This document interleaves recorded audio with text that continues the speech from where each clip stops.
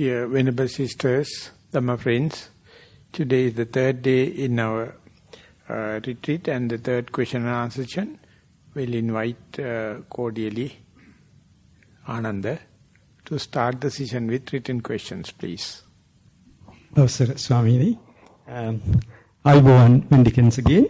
Today is the third day of this 7-day meditation retreat at Jhana Grove in Serpentine, Western Australia. We have a couple of Dhamma friends came and asked, how is the business? It's improving, Bhante. There are 8 questions in all, 5 English questions, written questions, 3 Sinhalese questions. So, as usual, we will start with the English questions. This is from... name is written, Venerable Ajita, and so I will read the question.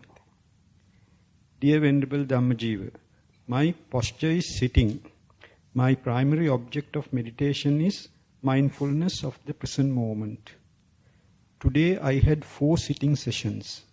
Only the first and the last were worth reporting.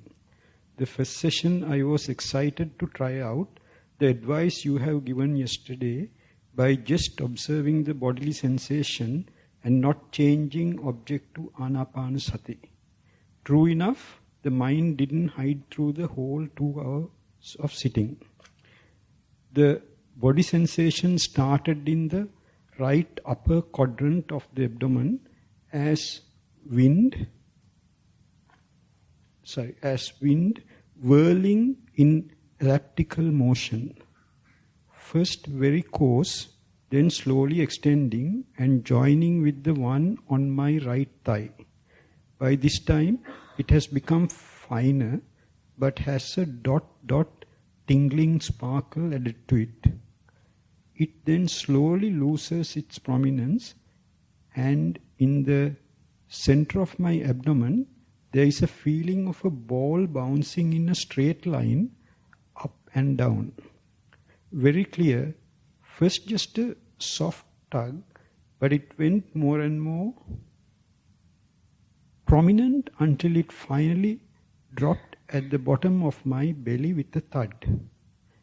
It felt like a drop of water on top of a lake, and with that it opened what felt like a space of silence. I no longer feel anything but the space of quietness. Even the sitting posture, leg, arm, etc. were lost. Just aware of the space. Soon the space widened, and after being aware for some time, the space grew smaller, as if awareness is enclosed into a smaller space. This was exciting at the beginning, but soon I can see the sharpness of mind has slowly gone down, and I am back to the starting of body sensation again. That is on that session. Then there are 2 other paragraphs, Bhante, on the next session. So if it is on sitting, we can continue. On the last sitting session, I don't know what happened. I tried to pay close attention and focus more to find out, but I failed tremendously.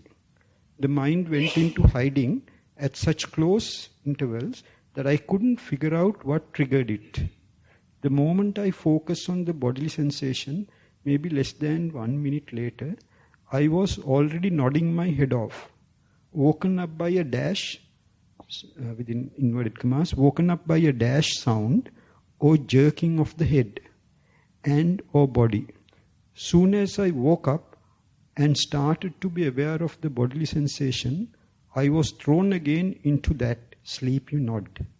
The whole cycle of aware, nod off, aware, then aware, nod off, aware, so on and so forth continued for the entire 1-hour session.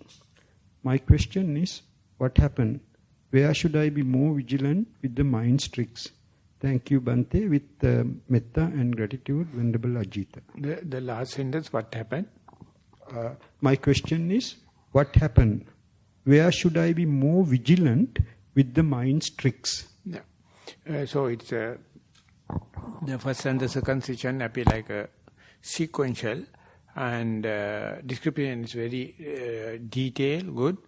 And what happens is, whatever the object you give it to your mind, breath or rising and falling or bodily sensation, at the beginning it becomes very gross. And if you keep on observing, if you are sharp enough, you can see the changes of the object, not to keep the object in view with. That's the first and foremost task. And then, if you are sharp enough, you can see object is evolving, object is changing, object is kind of a evolution. If healthy it is happening, it becomes subtle, and subtle becomes subtlest, and ultimately mind loses the grip. If you are disturbing it, or if you are worrying about it, and if you are getting excited and loneliness kind of thing, the calming down will not be so smooth. But in the first session it says it is calming down happens, and then it may be shifted into the rising and falling like ball movement. That is also the same. Only you have to do is let that happen in the natural way, and ultimately you lose the boundaries. Whatever the phenomena, whenever you focus, you can see this is my object, this is not object. And whenever the object becomes subtle and disappeared, you loses the boundary, me and not me. And there we can only use one single term, space. So going to space, if you are well instructed, it's nice. It's like a relaxation. You feel aloneness.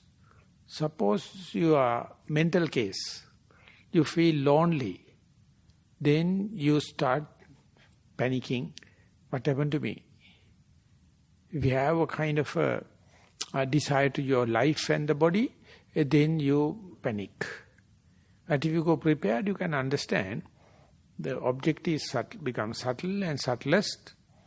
As I tried to mention yesterday, defilement arises only with an object. Whatever the object arises, that's a kind of a hint, kind of a defilement. When the object becomes medium, the defilement becomes medium. When the object becomes subtle and subtle and subtle, the defilement also disappearing. So if the person, the meditator knows, one can facilitate it. But if someone says meditation always must have an object, mindfulness only can live upon something kind of an object, then losing the object may misread as losing the mindfulness. So that we have to read carefully. But in this case, it is not the issue. What happens is, after you go to the unknown area, you are being given a thud or jerk, and again drop back into the normal sensation. In the second the session, it says it happened number of times. Go into the space and then a thud. Space exemplified or indicated by nodding. And now the mind is going in between known and unknown area. So when it is happening, what is my contribution? How should I facilitate it? One thing is not clearly mentioned. Whenever the jerk happens, whenever the thud happens, are you awakening to your body, or you are running, you are panicking, or you are in the daydreaming, or you are in the fantasizing? This indicate, it is not directly mentioned, you are awakening, come back to the body. If that is the case, that is a healthy sign. You come back, the mind come back to the starting point. So that means it is not asleep. It's called the mind is hiding. Now it's a hide and seek game. You only now know where the consciousness reappear. That is the jerk. That's a thud. And therefore in a phenomena, now you know the end of it. Of the unknown area, end with the known thud. And now your attention must be to catch the beginning of the unknown area.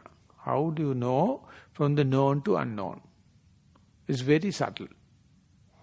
So that is my teacher when he is writing a book, he says, Adravyen, dravyeng, adravyam evime. From the matter, the material object, mind goes to the immaterial object.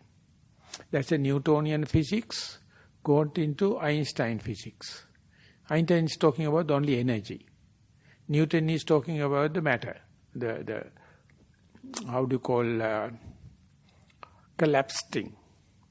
He talk about the three-dimensional specific gravity. So when and where the matter is there, two characteristics, intrinsic characteristic, specific gravity and the location. Whenever the matter dissolves into the energy, it becomes non-local. You can understand with what is the location, no specific gravity. Matter works in a, how do you call, linear system. Energy works as waves. So our mind, unmediated mind, only know matters. They don't know how to understand what happens in the, when energy wave is happening. So in physics, that is what we call quantum physics. Whenever you start with the two-slit experiment, and you can understand how the wave patterns are working. Not like pixels, not like atoms, not like the collapsed matter. So when that happens, the physics took completely different dimension and now going further and further. But in meditation, the Buddha discovered these things without any lab 2,600 years ago. He says, whenever mind is reaching from the known to unknown, matter to energy, you are losing yourself. Self can live only when where there is matter. So therefore, whenever you go to immaterial or subtle matter sphere, you are losing your boundaries. That means you are losing yourself. So some people consider it as a suicidal. They can't live up to that. They can't see through it. But this report, where you can go there and you can come back again, you can go there, you can come back again. More you more you experience such going to unknown and come back to the known, you will understand it is utterly cause and effect relationship. Even without you, it is happening. But we become self-appointed worrying people. We wish to do something. Whenever you do something, self arises. So now you have to observe it as a distance observer. Let that happen, arising and disappearing. Arising, disappearing. Matter, immaterial. And when that happens, if you can have, we call the evenly suspended attention, you see, without you, things are happening. As far as you are manipulating, as far as you are forking fingers, the situation is, it becomes artificial. The Buddha says, yena yene manyati tato tang hoti anyata. If you are going to do manyana, if you are going to emotionally or consciously involve, the phenomena becomes something other. Let that happen in the natural way. For that, you have to sacrifice your body and the life. Then only this phenomena can happen, still you can observe. And after long time you will understand, when such a thing happens, no tension, no frustration, unless otherwise you worry. Unless otherwise you entertain doubts. Unless otherwise you make a question, instead you can make it an answer. So that evolution, that kind of a equilibrium in our mind, in our consciousness, is we call spiritual, we call religious, and only prepared people can go there and make it as positive thing. Otherwise, you lose yourself. It is epistemological suicidal. Your knowledge-wise, you are dead. But that is the point where no knowledge can apply, but mind can go through. So therefore, when it is happening, best thing you have to do is let that happen again and again, slowly.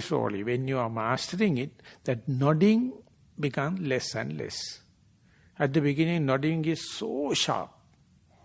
But more you familiarize, more you go there, you can understand, yes, just a little bit of jerk happens, but not like earlier, it is not so wild, and ultimately that also fading off. So at a time mind in a known sphere, at a time it is not, it is unknown sphere. And in our day-to-day life, due to the security and fear, we are frightening to go to unknown. It is called neophobia. It's called fear of unknown. It's almost like fear of Nibbana. That I am not meaning that unknown is the Nibbana. But we are living with known people, relatives and our properties and everything because of security. In the death we are losing everything. So therefore we have the fear of death, fear of darkness, fear of the old age, fear of diseases, because we need known area. That is how the civilization is happening. That is how the civilized animals living, they are frightening to go to solitude places. But if we are to go further into, have to understand, have to sacrifice, or theoretically at least, to your life and the body, it is called, if you wish to sharpen your faculties, kayecha, jivitecha, anapekkata upattapeti. You have to go prepared to sacrifice your life and death, life and the body. So therefore used to say, traditional masters, when you are going to sit in a sitting posture, you pay respect to the triple gem and says, may I offer my body and life to the Buddha, my body and life to the Dhamma, body and life to the Sangha. If any fear to happen, you remember, no, it is already offered to the Buddha, Dhamma, Sangha, no problem. So such a people, Achwan, when they come to the retreat, they are not telling your relatives, I'll go and come back. You will say, I'll go. But this is unauspicious. In the lay person going to say, Gihil Yanyang. You have to say, Gihilla Inyang. It's unauspicious to say, I am going. Because it's a detrimental. Always he says, I'll go and come. Always you have the tail end. So this is a kind of a training sister. Keep on practicing. As a neutral observer, let the phenomena to happen. Utterly cause and effect relationship. You are a neutral observer, non-judgmental. How long you can aware of this? Imagine when this happen in walking meditation. This is sitting, closed eyes. But even in walking meditation, you can understand how much we are changing between the daydream and night dreams. Always we are in a dream. Sometimes while walking, you can't remember few steps. Mind is dreaming. That we call daydreaming. So when before becoming a monk, I used to go to the town to purchase little things. So at the time I stop and think, I can't remember that junction I passed. I can't remember that culvert. But they are very prominent places. No, but I wait and see what happened at that time. I can't give accounts. So in the 40th birthday, I was a monk. And I went to Vanaya at about 10 o'clock. On the way back home, then I told Bante, I am going to go retirement and today is my 40th birthday. He told, if it is so, take care about your present health. Today onward, you are in a deterioration. Then I, what the hell, that I am not going to deteriorate at the 40s. But anyway, I told that I have a habit like this. All of a sudden I stop and reflect back. from the shop onward, up to this point, how much I can remember? Most of the parts are blanks. So he says, you would have meditated in the last life also, that is why you have that kind of a reflection. And if you note your way of life, whole day if you reflect back, hardly you can remember 40%. Many things are in dreaming. So whole life is a dream, except your thought moment of mindfulness. So when you come to that, now you know it is a dream, you can go prepared, there are some blanks. So that blanks, not the Nibbana, but that is the lacking part in our life. We know only things. We don't know nothing. Nothing is a dangerous thing, nothing is an unauspicious thing. So we try our best to not to go to nothing. So therefore we have the fear of freedom, fear of unknown. So Yoniso Manasikara is a radical reflection is, you have a kind of a preparedness to be open to the unknown. It is kind of a, it's a kind of a radical kind of a thing. So when the meditation is happening, when the known thing is dissolving into the unknown, you are marking, and when this phenomena being explained by Sigmund Freud, later Carl Jung thanked Sigmund Freud, telling, if you know this art, known to unknown, you are making a tunnel from the consciousness to unconsciousness. Unconsciousness is just like an iceberg, consciousness is tip of the iceberg. We know only the tip of tip. We don't know what is behind, what is below, submarine. And that is the part pushing upward. And the day you get awakened into the unknown, it's a colossal amount of knowledge.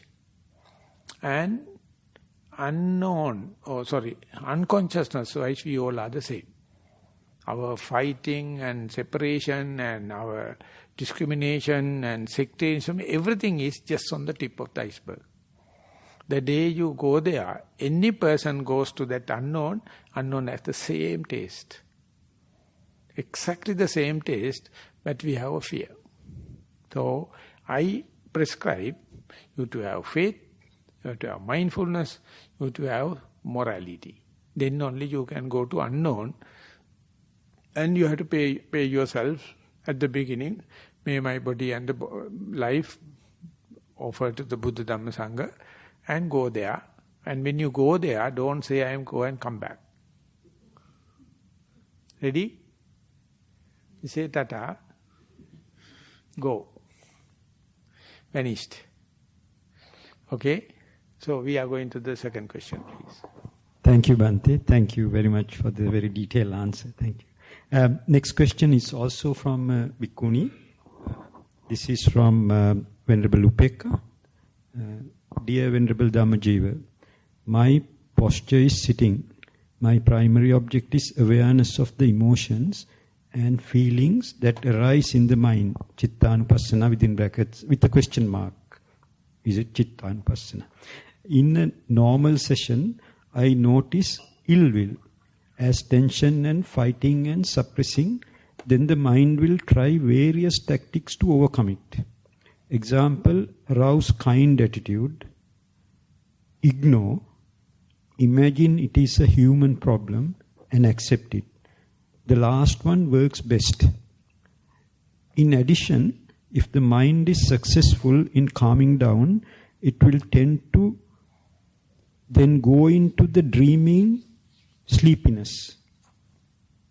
My question is, trying various tactics makes the mind quite busy, but just being with non-judgmentally doesn't happen because the mind is actually very judgmental.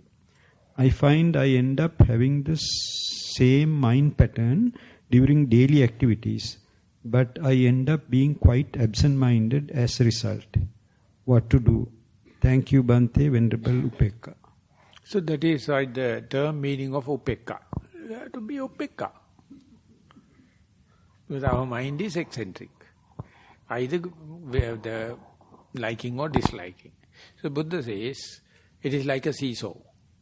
In a seesaw, when the children go to the seesaw, they are very happy to go to the and sit on the furthest end, because that is the most dramatic thing.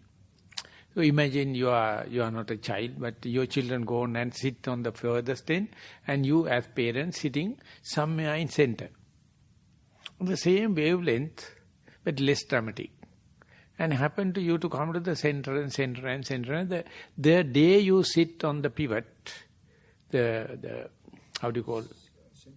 Central point, you have a kind of a wave action, exactly the same wavelength, but not dramatic, least dramatic.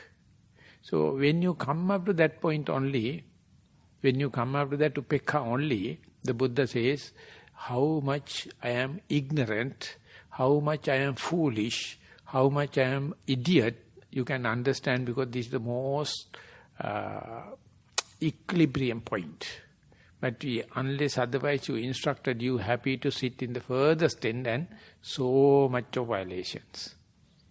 And moment you comes to know what the foolishness I have, if I have any ability, I make myself dramatic. I make myself active. I make myself, whatever the term you like. So due to the practice, the day you come, you understand, today only I know to find well-being of myself, the compassion of myself, because now you are fairly calm. And that very understanding itself is called, that very understanding is about your foolishness. That very understanding of foolishness is what you call the wisdom. You understand, if I get the chance, I make things dramatic. I make things more active, more colorful. And more you are burning the candle from both the ends. By a mistake maybe, you come to the center, and there you find most comfortable point, most equilibrium, most balance point is the center, but it's very boring. Very, very monotonous. But there you understand, you are the bloody fool, make yourself dramatic, no second person. Due to your desire or the ignorance, you go to the furthest end and give a fight. And there's a lot of wear and tear, a lot of burning. The day you come there, you understand, it is boring, it is monotonous, but that is the only point you think about your well-being, think about your compassion, but it appears like less dramatic and no show. The day you understand your ignorance, that means you understand the root cause for my suffering is no second person, my own ignorance and my own desire. The understanding this is my own, you become omnipotent, omnipresent God. You can, if you wish, you can suffer. If you not, you can stop suffering. So therefore you have to understand, in normal time, we are in utter hate. That is what you call knowledge. Knowledge coming out of hate. And therefore, when the God created the world, He told, this is a paradise. Don't eat bloody fruit. That is knowledge. But that bloody serpent came and told Eva, go ahead and eat. What you are waiting under the God, you can do it. And soon after the Adam also, and soon they started sexual feelings, copulation. And when the second day the God come, they were hiding their sex organs. God knew. Because earlier they were very happy, they are naked, and looking at, you can see the Apple computer. the eaten apple, and they are deprived of the paradise. So Thomas Merton, he says, whenever you become innocent, you are back in the paradise. Whenever you try to be smart, you are deprived of the paradise. So the simple secret is, just be simple or innocent. Very straightforward. And you can see young children, before you assume any kind of knowledge, Wherever they go, they can fit into that. And they are very malleable, adjust into anything. They don't care, they don't have any sectarianism. They're children. And soon they start to develop faculties, and Sinhala we call Haya Hatara Therenawa. Then onward, finished. Then onward, fighting with parents and fighting with this and that, everything happens. So therefore, you have to understand what we are seeking, what we are doing experiment, everything is triggered by hatred. You hate the present moment, that is how research happens. If you are not hating the present moment, what the hell, what research? You are here and now. You are contented. You are satisfied. And more you chase behind more luxury and knowledge and everything, you are burning the candle from both the ends. But then you will understand, you will think that each and everyone is doing it. How come that? Am I a fool not to do experiment? Each and every experiment therefore ignoble. Noble experiment is, noble quest is understanding who am I, what is the motivation that I am to be active, I am to be productive, I am to be innovative. That is hate. It's a simple factor. And that is responsible about your mental and physical diseases. So whenever you love, first yourself, and love the present moment, here, now, I am, everything is there. Then you feel like sharing with others. You can do a little bit of a research, no harm, I mean, for a hobby. But it is due to the habituation, it is due to motivation we go in search. Otherwise, present moment is the best. So there it appears like very negative, it is called nihilistic, it's called a lot of other terms. So lucky enough, during the time of the Buddha, the Brahmanas or the Hindu leaders came and accused the Buddha directly. You are nihilistic, destructive, not thinking about the pleasure, and what is a kind of a muspin to English? I don't know these terms. There's a kind of a negative, unsocial being, a teaching unwanted thing.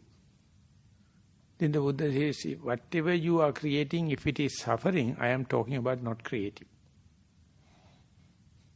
And beforehand, as the Buddha to be in Buridatta Jataka, he says, if there is a person who called worth creator, he has created utter suffering. I don't like him called creator, I will say, if at all, he is a destructor. Not a single man on the earth happy. Not a single man or woman on the earth healthy. Everyone is searching. Because they are eccentric. Because they are not here and now. And even if you feel here and now, you feel boring. So you feel like looking here and there and experimenting kind of thing.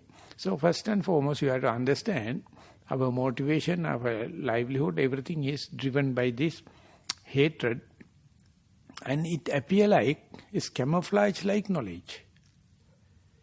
Whenever you have no hatred, you have loving kindness, I am the happiest man on the earth. I can share it with any person, because more you give the happiness, it is never you get exhausted, and you can be. And that is what young children are doing. They are love spots. Wherever they go, they are happy.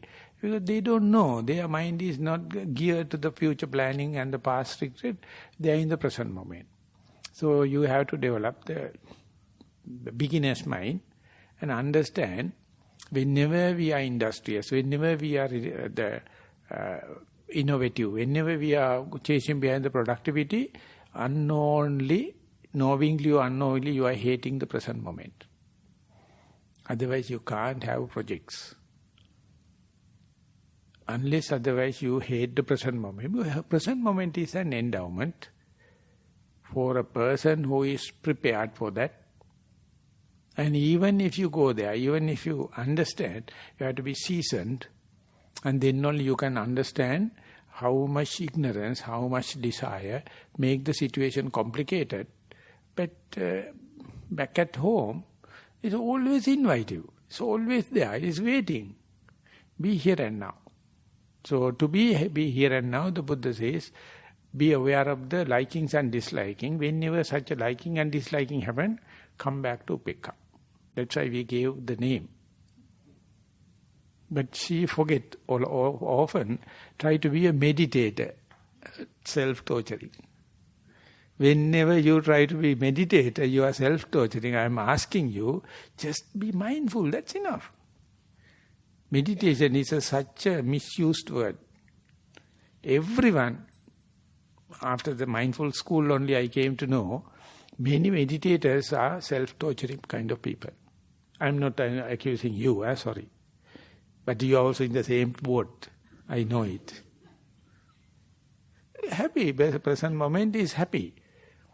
And becoming a full-fledged female, and after becoming a bhikkhuni, but still others are waiting to become a bhikkhuni. And if you become a bhikkhuni, take an example like Upekkha, is always not happy. So I am telling you, before going to taking the step, but there is a simple thing Venerable Dhammika told me. He told, you must ordain when your meditation is mature enough to see ordination and non-ordained is equal. Am I putting in the proper way? You understand? You must meditate up to the point, whether you become a monk or not, it must be equal. Then you are qualified. Otherwise, by becoming a nun, becoming a monk, if you think you are going to get kind of a bonus, you are an utter sufferer. So today I am living with monks. I am qualified to tell you how much they are suffering, how much they are self-torturing. Because before meditation, 8 years, I knew to be happy with being a human. Still I am happy. So I never look down them, I never tell them, but I see every facility, everything is there, but their mind is churning for something new, something unachieved, something creative. So I would say it is like your meal is with little bit of too much salt, not tasty. It's just a matter of salt. I mean, it's very cheap. So you can put little more, but not tasty. And whenever it is in the balanced way, that's the present moment. If you are happy in the present moment, you are in the happy mode. Therefore, Zen Buddhism, it says, if not now, when? If not I am, who else? If not here, where? I put it that into Sinhala. දැන් නෙවෙයි නම් කවද්ද යකෝ මෙතන නෙවෙයි නම් කොහෙද යකෝ තෝරන වෙයි නම් කවුද යකෝ කියලා කියනවා. It may be a little too harsh. So we expect the God to come and relieve us, and the Buddha to come, and next life will be better, and the next government will be better, and I'll be better in the next thing. And each time you are underestimating the present moment. Underestimate the here. Underestimating yourself. I am not asking to boost up yourself and fantasizing. But you have to start with, yes, here, now I am. The moment you see, you will interpret in such a way, in that sense, we are born enlightened. But we don't know. That is what one book written by Irish girl, she says, I am born to be free. This life is to understand freedom, what is happening, bondages.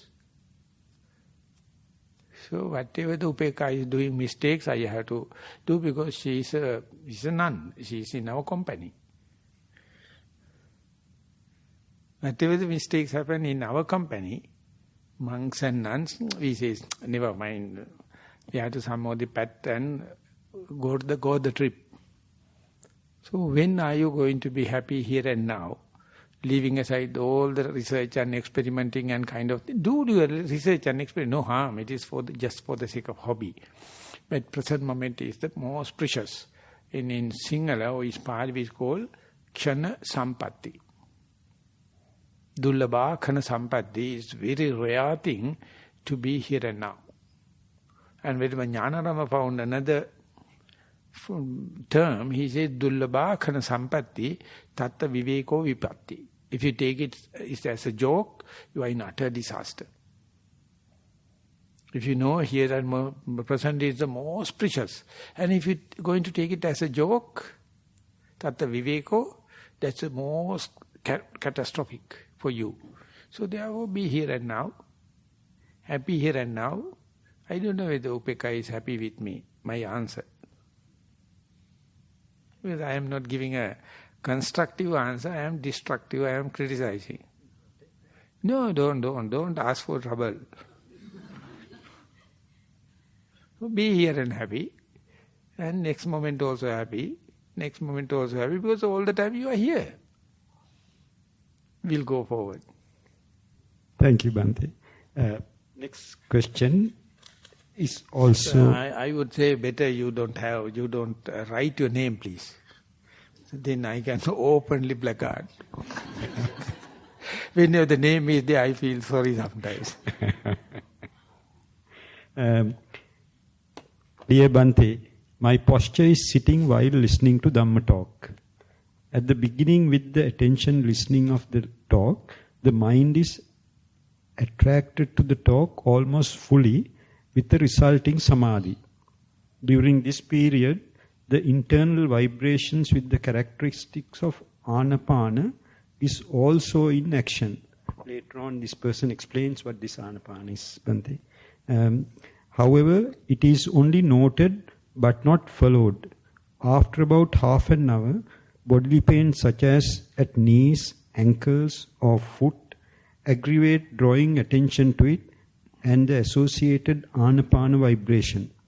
Apology for using the term Anapana, but it is a feeling of energy flow, not necessarily breath.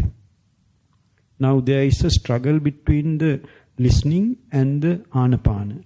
The question is, what shall I do?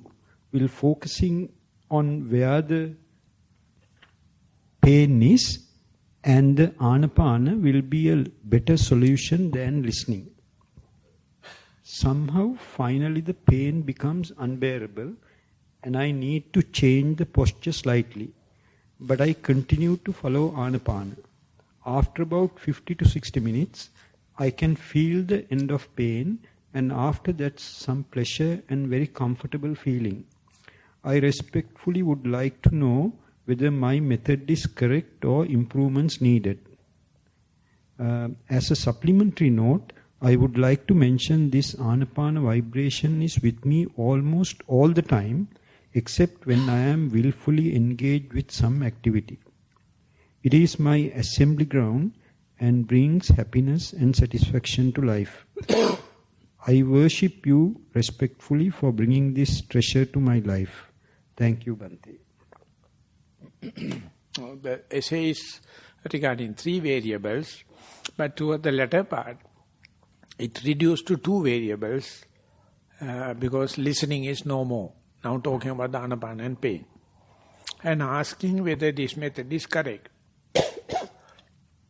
I'd like if the person can raise the hand. So, I can start cross-questioning. Okay, Sumedha.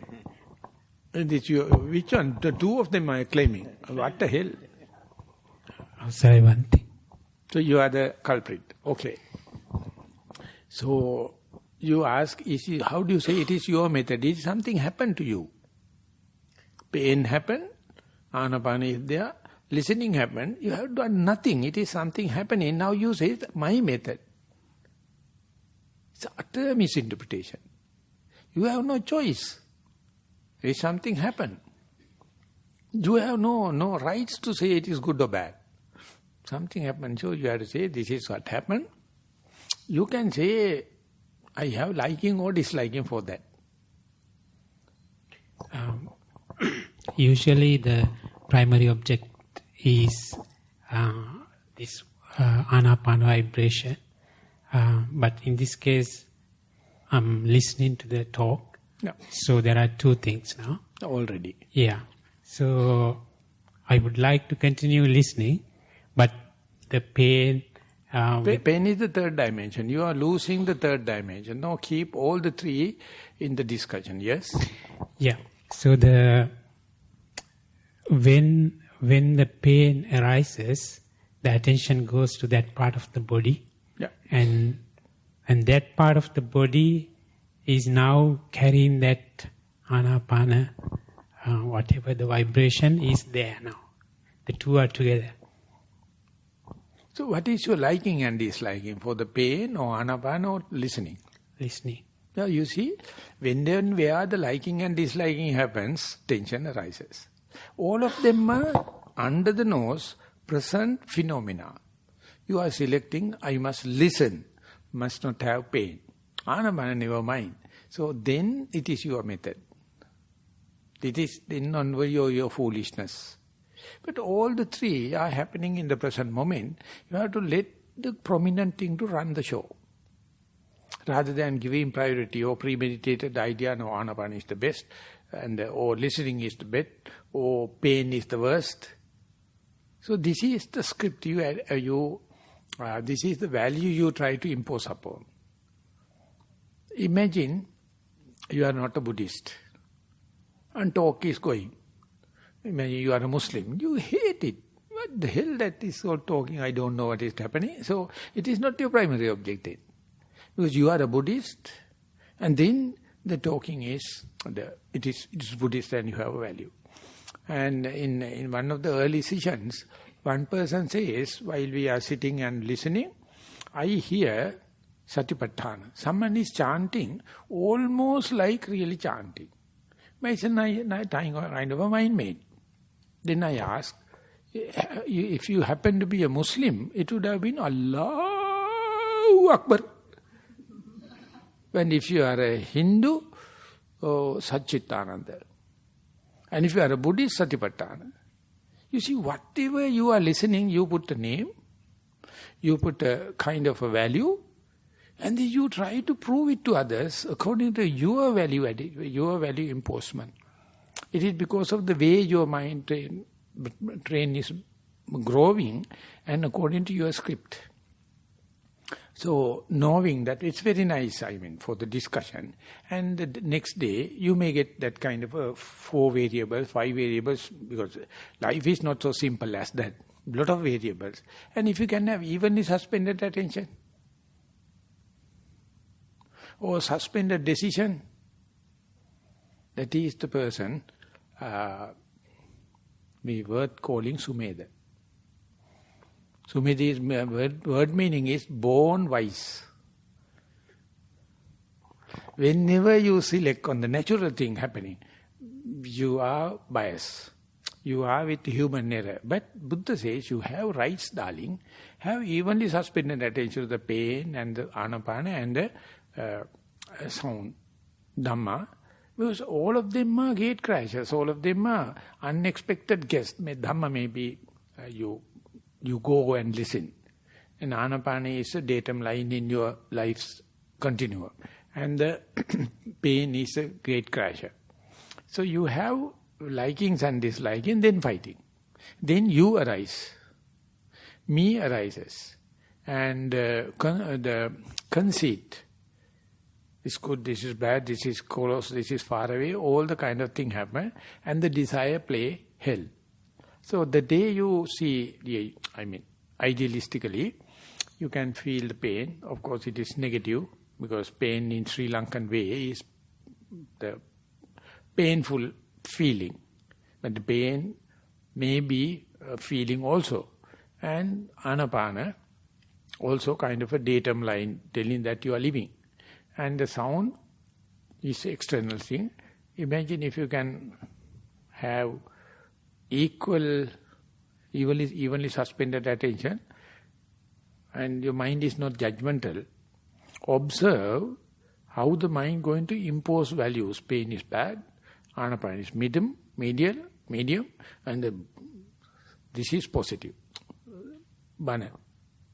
And if you can see when it is happening, how much we are imposing, how much we are, ආරූඪ කරනවා කියලා. We are giving values. So the hardcore, it is telling, the pain and the anapana and the sounds, they have no intrinsic values. They are energies. And you give values, soon after you are in trouble. You are in selection, you are in good and bad kind of thing. So next day when such a thing happen, 4 or 5 variables happen, you have to make sure nothing imaginary, everything is realistic. Everything is verifiably realistic. How far I can be aware, even though I see like a blind person, even though I hear, behave like a deaf, even though I feel, behave like the person with, paralytic stroke.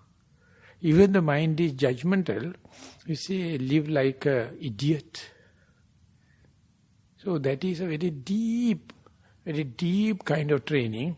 Only if you can go prepared, sometimes you can employ that kind of thing. Even though I hear, I behave like a deaf. Even I feel, I behave like a person with paralytic stroke. Even mind is judgmental, you behave like the Buddha says, Mugo. The idiot. And at last has a death body. Let everything come and do, but you try to keep it. I know it is a very, very, very difficult task. Yeah, I have tried that in the past, but today I wanted to listen. But when I was not really giving any priority to the listening, it usually goes into the anapana and continues with the meditation and losing much of the Dhamma talks content. So I wanted to get the content, so that's why I prioritize the listening today. Never mind, this is what you call, you are doing kind of an experiment, but don't take it seriously, you must do it as a hobby. So let the Dhamma to happen in the first and foremost, and Anapana is neutral, pain is negative. And don't go for big ups and downs, just see how my mind is imposing these values to the 3 energies and judgmental, this good, this medium, this negative. And then questions. But if you can understand there are 3 energies, due to my upbringing only I give different labels and different values. It is kind of you add values. So the day you understand that there's no one is torturing you, no one is giving troubles to you, your mind is by making these added values, it is becoming, it get involved in this sectarianism and all the kind of thing. So it's a very nice trial, very, very nice example for every one of us to do, because life is not single variable. Always there are a number of variables. Each and every variable, simply we can say energies. And give equal this thing for energies and be. There you can say, Chakkumase yatando, Sotava badiro yatao, ditte dittamattam bhavisati, sute sutamattam bhavisati, mute mutamattam bhavisati. Don't let them play hell. Just let be as energies, and how much I can observe them as a distance observer. And there you find getting a distance from them, rather than sharp and judgmental. And ultimately that would have been after 60 minutes, the pain alleviate, and Anapana is continuous, is neutral, and the sounds also there. So that is the way you let the natural phenomena to happen rather than your decision, rather than you get involved in this decisive way. If you are committed, volition, you have to suffer. So you have to let it happen as if something happening in the neighbor's house. Thank you, Bhante. Thank you. එතනදී මම දැනගන්න කැමතියි මේ ඒ අවස්ථාව තුනම මතුවෙමින් එකක් මතුවෙනවා ප්‍රමුඛතාවය එනවා ඒක ඒ වෙලාවට ගන්නවා ඒක යටපත් වෙලා ඊළඟ මාතෘකාව එනවා. ඒ අවස්ථාව තුන ඒ විදිහට ගියාට ප්‍රශ්නයක් නැහැ නේද? ඒක වෙන්නේ ඒ ශක්තිය වල තියෙන බලවත්කම අනුව. නමුත් අපේ හිත තමයි එකවර තුනම වෙනවා වගේ පේනවා. ඒකට side by side තියෙන්න පුළුවන්, one after the other තියෙන්න පුළුවන්. ඇත්තටම බලන්න පුළුවන් හිතට එකයි එකවරකට. නමුත් side by side many facets තියෙන්න පුළුවන්. මේ depth of layers many තියෙන්න පුළුවන්. ඒක ඇත්තටම අපේ දක්ෂකමක්. ඒක අපේ තියෙන sharpness එකක්. So you have to accommodate it. Whenever you give value, then the judgmental mind make a hell by adding values. So how much you can just look at them without adding something, without giving a label or without giving values, and that is how the children, they have no science, they have no perception, or cognition or recognition. So everything happens. Unless otherwise mother is going to say, this is kakka, this is kakkang, otherwise both are the same. Kakkang කියලා කියන්නේ කෙසෙලි වලට. කක්කා කියලා කියන්නේ දෙකම කනවා උ. නැද්ද මං අහන්නේ? රස්නිය තියෙනකන් අරකට කන. ඒක අම්මා කිව්ව චී පුතා මොකද්ද මේ කරගත්තේ කිව්වොත් ඒ උඩ දියවල මොකද මේ අම්මට වෙලා තියෙන්නේ මේ දෙකම එකනේ. ඊට පස්සේ ඌ ආයෙ කන්නේ. ඒ හරි සවුත් වැඩේ. ඒ අම්මලා තමයි ඔය ඔක්කොම ඔළුවට දාන්නේ ඉතින් අබුදු ආමර කියලා තියෙන්නේ gedara බුදුන් එහෙම නැත්නම් පුබ්බාචාරී ආරේ මේ කියලා. ඉතින් අම්මත් භාවනා කරපු එකෙක් නෙවෙයි නා කරපු එක කියන්නේ නෙවෙයි නා මොනවා උගන්නයිද කියලා කියන්නේ. ඉතින් ඒකට ආරූඪ කරන ගතිය ඒක පුදුම ලස්සන විදියට බාහියට කියනවා දිට්ඨි දිට්ඨමත්තම් භවිසති තේන බාහිය දිට්ඨි දිට්ඨමත්තම් භවිසති සික්කිතබ්බං යාවතා දිට්ඨි දිට්ඨමත්තම් භවිසති තතෝ තුං නතේන. උඹ ඒකට මොකුත් ආරූඪ කරන්නේ නැහැ. යතෝ තුං බාහිය නතේන තතෝ තුං බාහිය නතත්. ඒතකොට ඒක උඹට ආරූඪ කරන්නේත් නැහැ. උඹ වැලියු එකක් දුන්නේ නැත්නම් ඒකෙන් උඹ මේ සෆර් කරන්නේ නැහැ. නොබේ මන්තරේ. ඒ තස්සේ වන්තෝ දුක්ඛස. අපි ඒකට දාන වැලියු එක එහෙම නැත්නම් ලයිකින් ඩිස්ලයිකින් එක අල්ලා ගන්න පුළුවන් නම් එහෙනම් කියත හැකි අනේක ಜಾති සංසාරං සන්දා විසං අනිවිසං ගහකාරං ගවේ සන්තෝ දුක්ඛා ಜಾති පුනප්පුන. මෙතෙක් සංසාරේ මං ඇවිද්දා අදතෝ මං දැක්කා. අදතෝගේ වරාල ටික කැඩුවා කැඩිමඩල විසි කරා විසංඛාරගතං චිත්තම්. ඊට පස්සේ මයි ළඟ වොලිෂන් එකක් නැහැ. මම දන්නවා අමාරුයි කියලා. නමුත් ලස්සනයිනේ මේ වගේ සාකච්ඡාවකට ඒ පදනම. ඒක නම් ස්වාමීන් වහන්සේ මම තව පුංචි ප්‍රශ්නයක් මොහේ එකතු කරන්න. දැන් ශරීරය සම්බන්ධෙනුත් දැන් ශරීරයේ වේදනාවන් අපිට ඇති වෙන තැන් තියෙනවානේ. ඒ තැන් එක එක වෙන වෙනම හඳුනාගෙන යන්නත් පුළුවන්. එහෙම නැත්නම් දැන් ස්වාමීන් වහන්සේ වචනයක් පාවිච්චි කරන ගෙඩිය පිටින් දකින්න.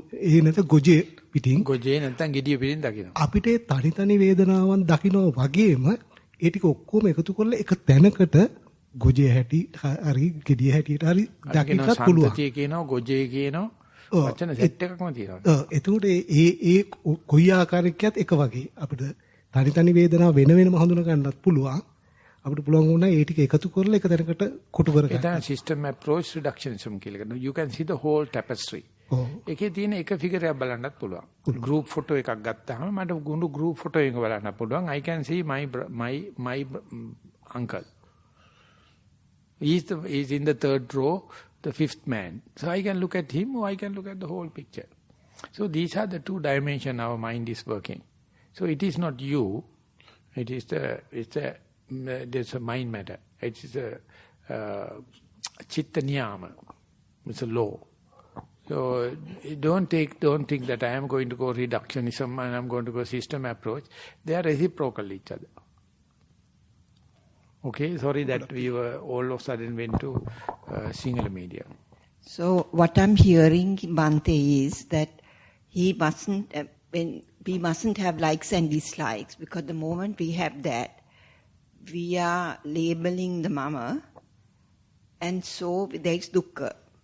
So what I'm hearing is, and please say if that's not correct, is that you're saying we shouldn't be having likes and dislikes.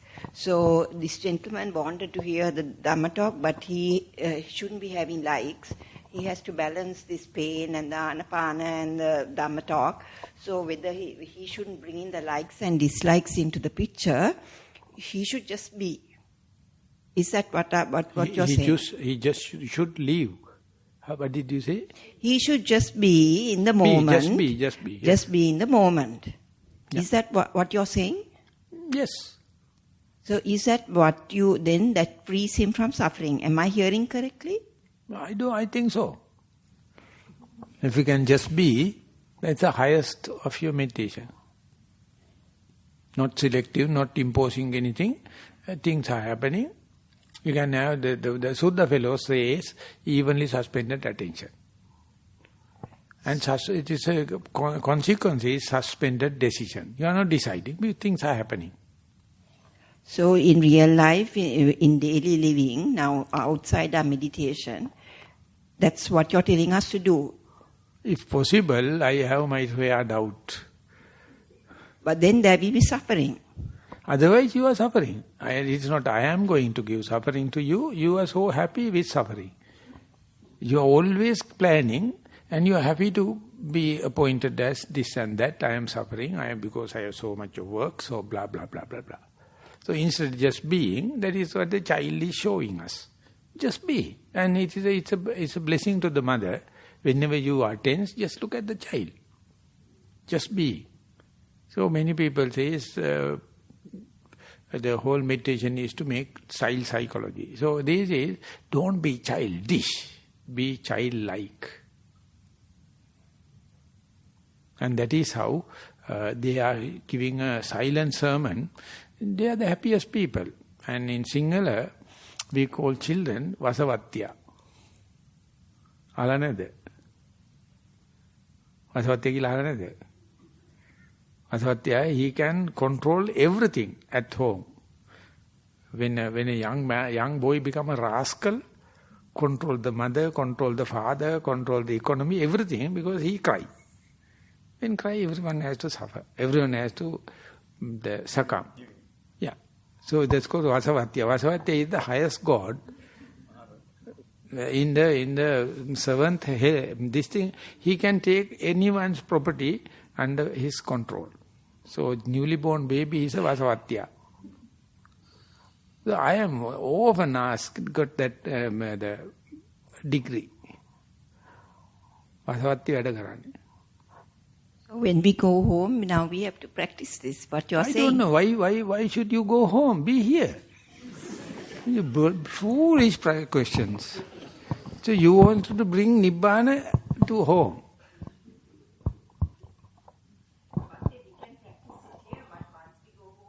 So don't go, darling. I am telling you a simple thing. You wanted to bring Nibbana at home. Thambi kanda gawata yanawa neveyi, kanda geyන්න හදනවා thambi gawata. Ayyo. Human beings are not going to adjust according to the climate. They are going to change the climate. So what the hell, ultimately our future generation is in trouble.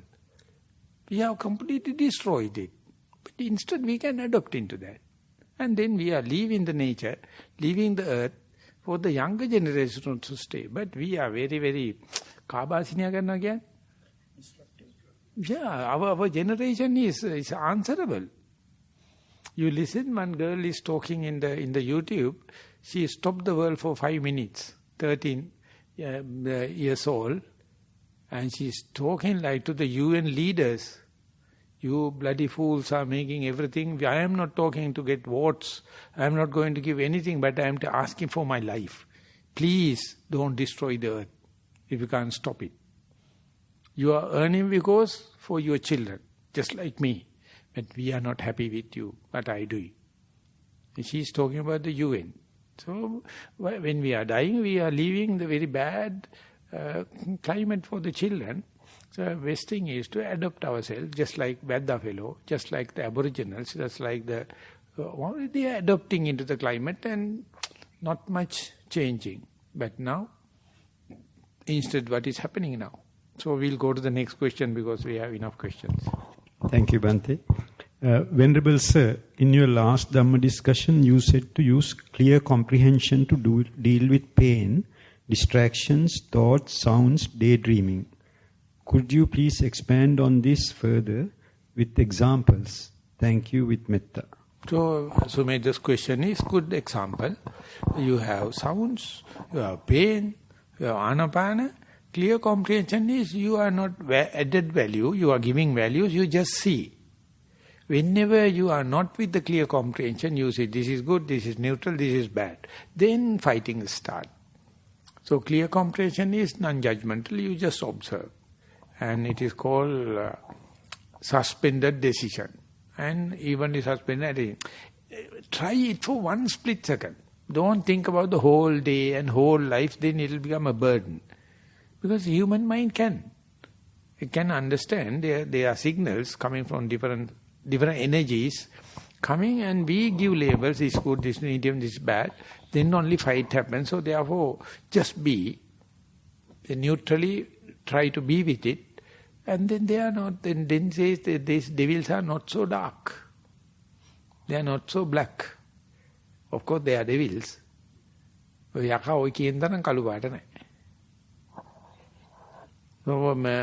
particular person can consult Sumedha and Sumedha can give an example. You can go to yes. This is not on meditation, but I thought it's, we will read it, Bhante. Thank you. Dear Sir, this is not a meditation question, but a suggestion seeking your approval to have a collective agreement. As the bell rang at 10:30 a.m. today, I have decided to continue my sitting posture for a further 1 hour, since I was making slow but steady progress in my Anapanasati. However, at around 11 a.m., someone was clinking a glass loudly, trying to get the yogis to walk to the dining hall.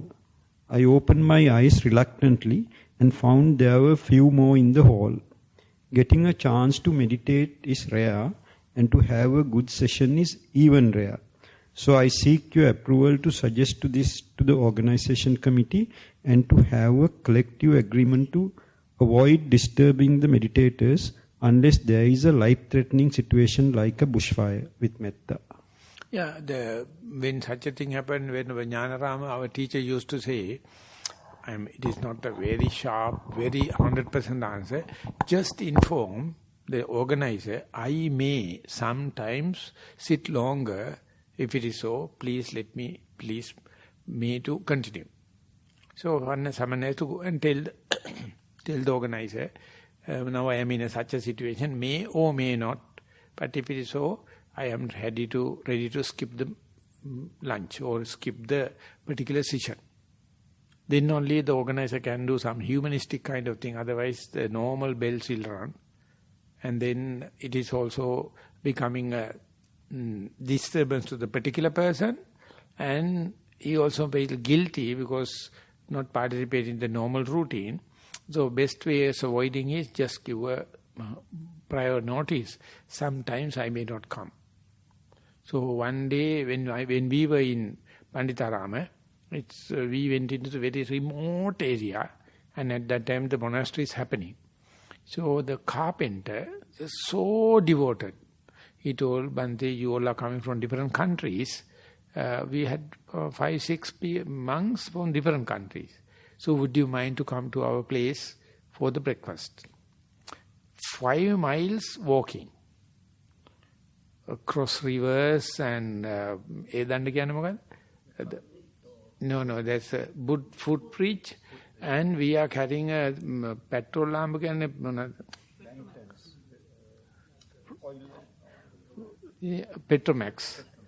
And going, and some or the other, by 8 o'clock we reached, and we had it. And in the village we did little bit of lunch. Pindapat also came back. One monk was utterly unhappy. And after coming back, he told Pandita Sayadaw, when you are organizing such a thing, you have to get the consent of the people. Otherwise, one monk decided and went there, whole morning is finished.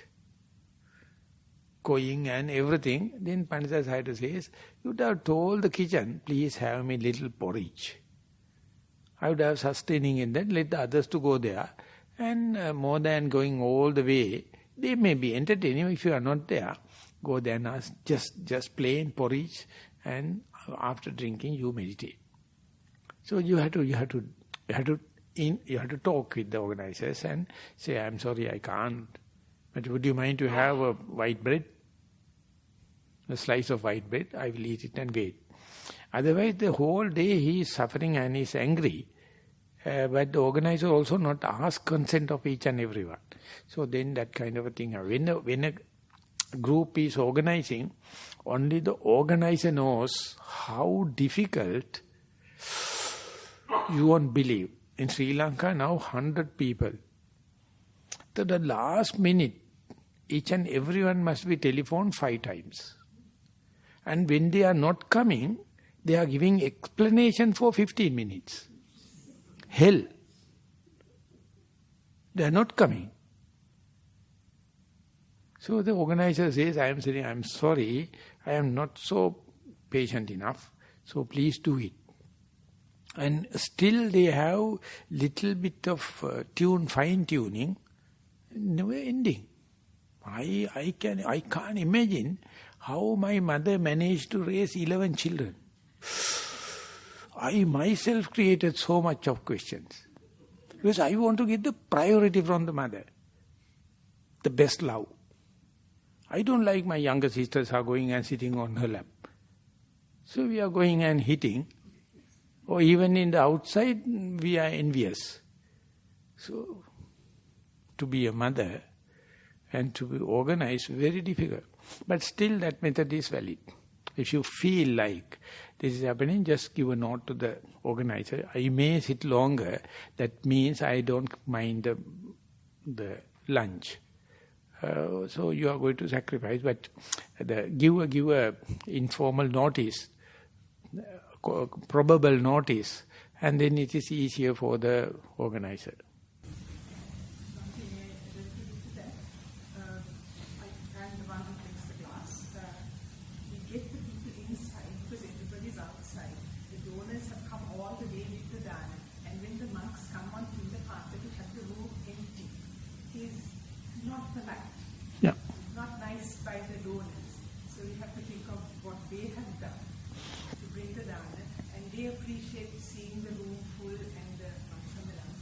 So when I go back to Nissarana, Vanaya, I have a hell of a problem. Because I try to avoid the lunch now. Because basically we are taking rice. Before coming, I used to have 3 spoonfuls. And they are preparing 32 curries. I take only the first 3. And it is somewhat unpolite. Because I am the main person going in front. But luckily enough, office people knows. Now, next time I go, either I have to skip going. If I am going, I will take 1 or 1.5 spoonful. And they were so unhappy. And taking all 3 spoonful and putting that into the dustbin, also not done. And this is the only time I am meeting them. So I feel, I still can't figure it out. So what is the best method? Because there is a compassion and the wisdom. The balancing is not an easy task. So therefore both the parties have to have kind of a mutual understanding and not to disturb each other. Just give a prior notice. Out of all the people, if one person is not coming, Ramani has to sacrifice that. Can't help. You can't show every person. 1 or 2 people. Because I would like, for instance, she tried to tell us those days. To serve something for me and she was too late. So that's okay. Yeah. But only thing is that then you have to think of the kitchen staff. Yes, but exceptional 1 or 2 people, out of the 50 you have to... If they don't want to come, that's fine. But it's my duty to inform people who are So have a general bell running. Yeah. And just like Sumedha, the Banas listening, Anapan also going, pain is happening, have a mutual argument. That is called clear comprehension. And then you have to also put up with the more advanced kind of meditation. That was the end of the English questions, Bhante. So we are reverting to Sinhalese questions now. Garu Atipujya Swamin Wahansa. වසර කිහිපයක සිට ආනාපාන සති භාවනාව වඩන අතර හුස්ම ඉහළට හා පහළට ගමන් කරන බව හොඳින් දැනේ. මුල් අවස්ථාවේ පමණක් ගැටෙන බව දැනී නැති වී යයි. සිරුරේ ඇතිවන වෙනස්කම්ද දැනෙන අතර ඒවා ගැන සැක හෝ බියක් නැත. මේ తত্ত্বය හොඳද වෙනසක් කළ යුතුද? පොඩි ප්‍රශ්න තියෙනවා ඊට පස්සේ. වෙනත් භාවනා ක්‍රම පුරුදු විය යුතුද? ආනාපාන සතිය පමණක් වැඩිම ප්‍රමාණවත්ද? අප වෙනුවෙන් සෑම වසරකම පර්ත් නුවරට සතියකට හෝ වඩින ලෙස කාරුණිකව ඉල්ලා සිටිමි. ඔබ වහන්සේට නිරෝගී බව පතමි. තෙරුවන් සරණයි. පසුවලියමි හිතවත් භාවනා යෝගීන් වෙත ස්වාමින් වහන්සේගේ දැනුම බෙදා ගැනීම සඳහා කරුණාකර ගැටළු යොමු කරන්න. ස්තුතියි. I haven't bribed them. Now I might translate this into English, as most of the non-Sri Lankans are here. This meditator is making a request to everyone. Not the speaker, not the announcer is making. It's a request from the yogi. Yes. Yes. And in order to share the knowledge and the wisdom of the Bhante, please raise your questions and whatever that you have to raise so that we all can benefit from the Bhante's wisdom. That's a very good request. So may you all adhere to that, please. Thank you. So much so I forgot the question. So please read the first two sentences, then I may remember. The praise. Yes, I can remember. So when the Anapana is reducing, yes, and should I go for another object or am I to continue like that? The yes. very first question and the second one we tackled it. Whenever you assign your mind, whenever you avenue to any object, it start to dwindle off. It start to tapering off. So that's a law. Only thing is, if you can't keep continuous with, you can't understand how much it is tapering off, how much it is dwindling off, how much it is kshaya, vaya, nirodha. The other term, that is depreciating and disappearing, this is the nature. So the Buddha says, if you change the object, you will never this in a phenomena. That is what you call sensuous pleasure. Instead, appoint one object and try to see its chronological changes, evolution. Each and every object on earth is the same pattern. So when it is dwindling off, when you are disappearing, if you are going to introduce another new one, you are starting with another wave. So this is what happened in the unmeditated or unmindful way. Always we are changing the object. You are going to the most dramatic things. You never allow things to calm down. So your mind, heartbeat is very high. Your blood pressure is very high. Tension level is very high. Frustration level is very high. Because you don't allow anything to calm down. So when it is happening, let it happen, it calm down, again it appear.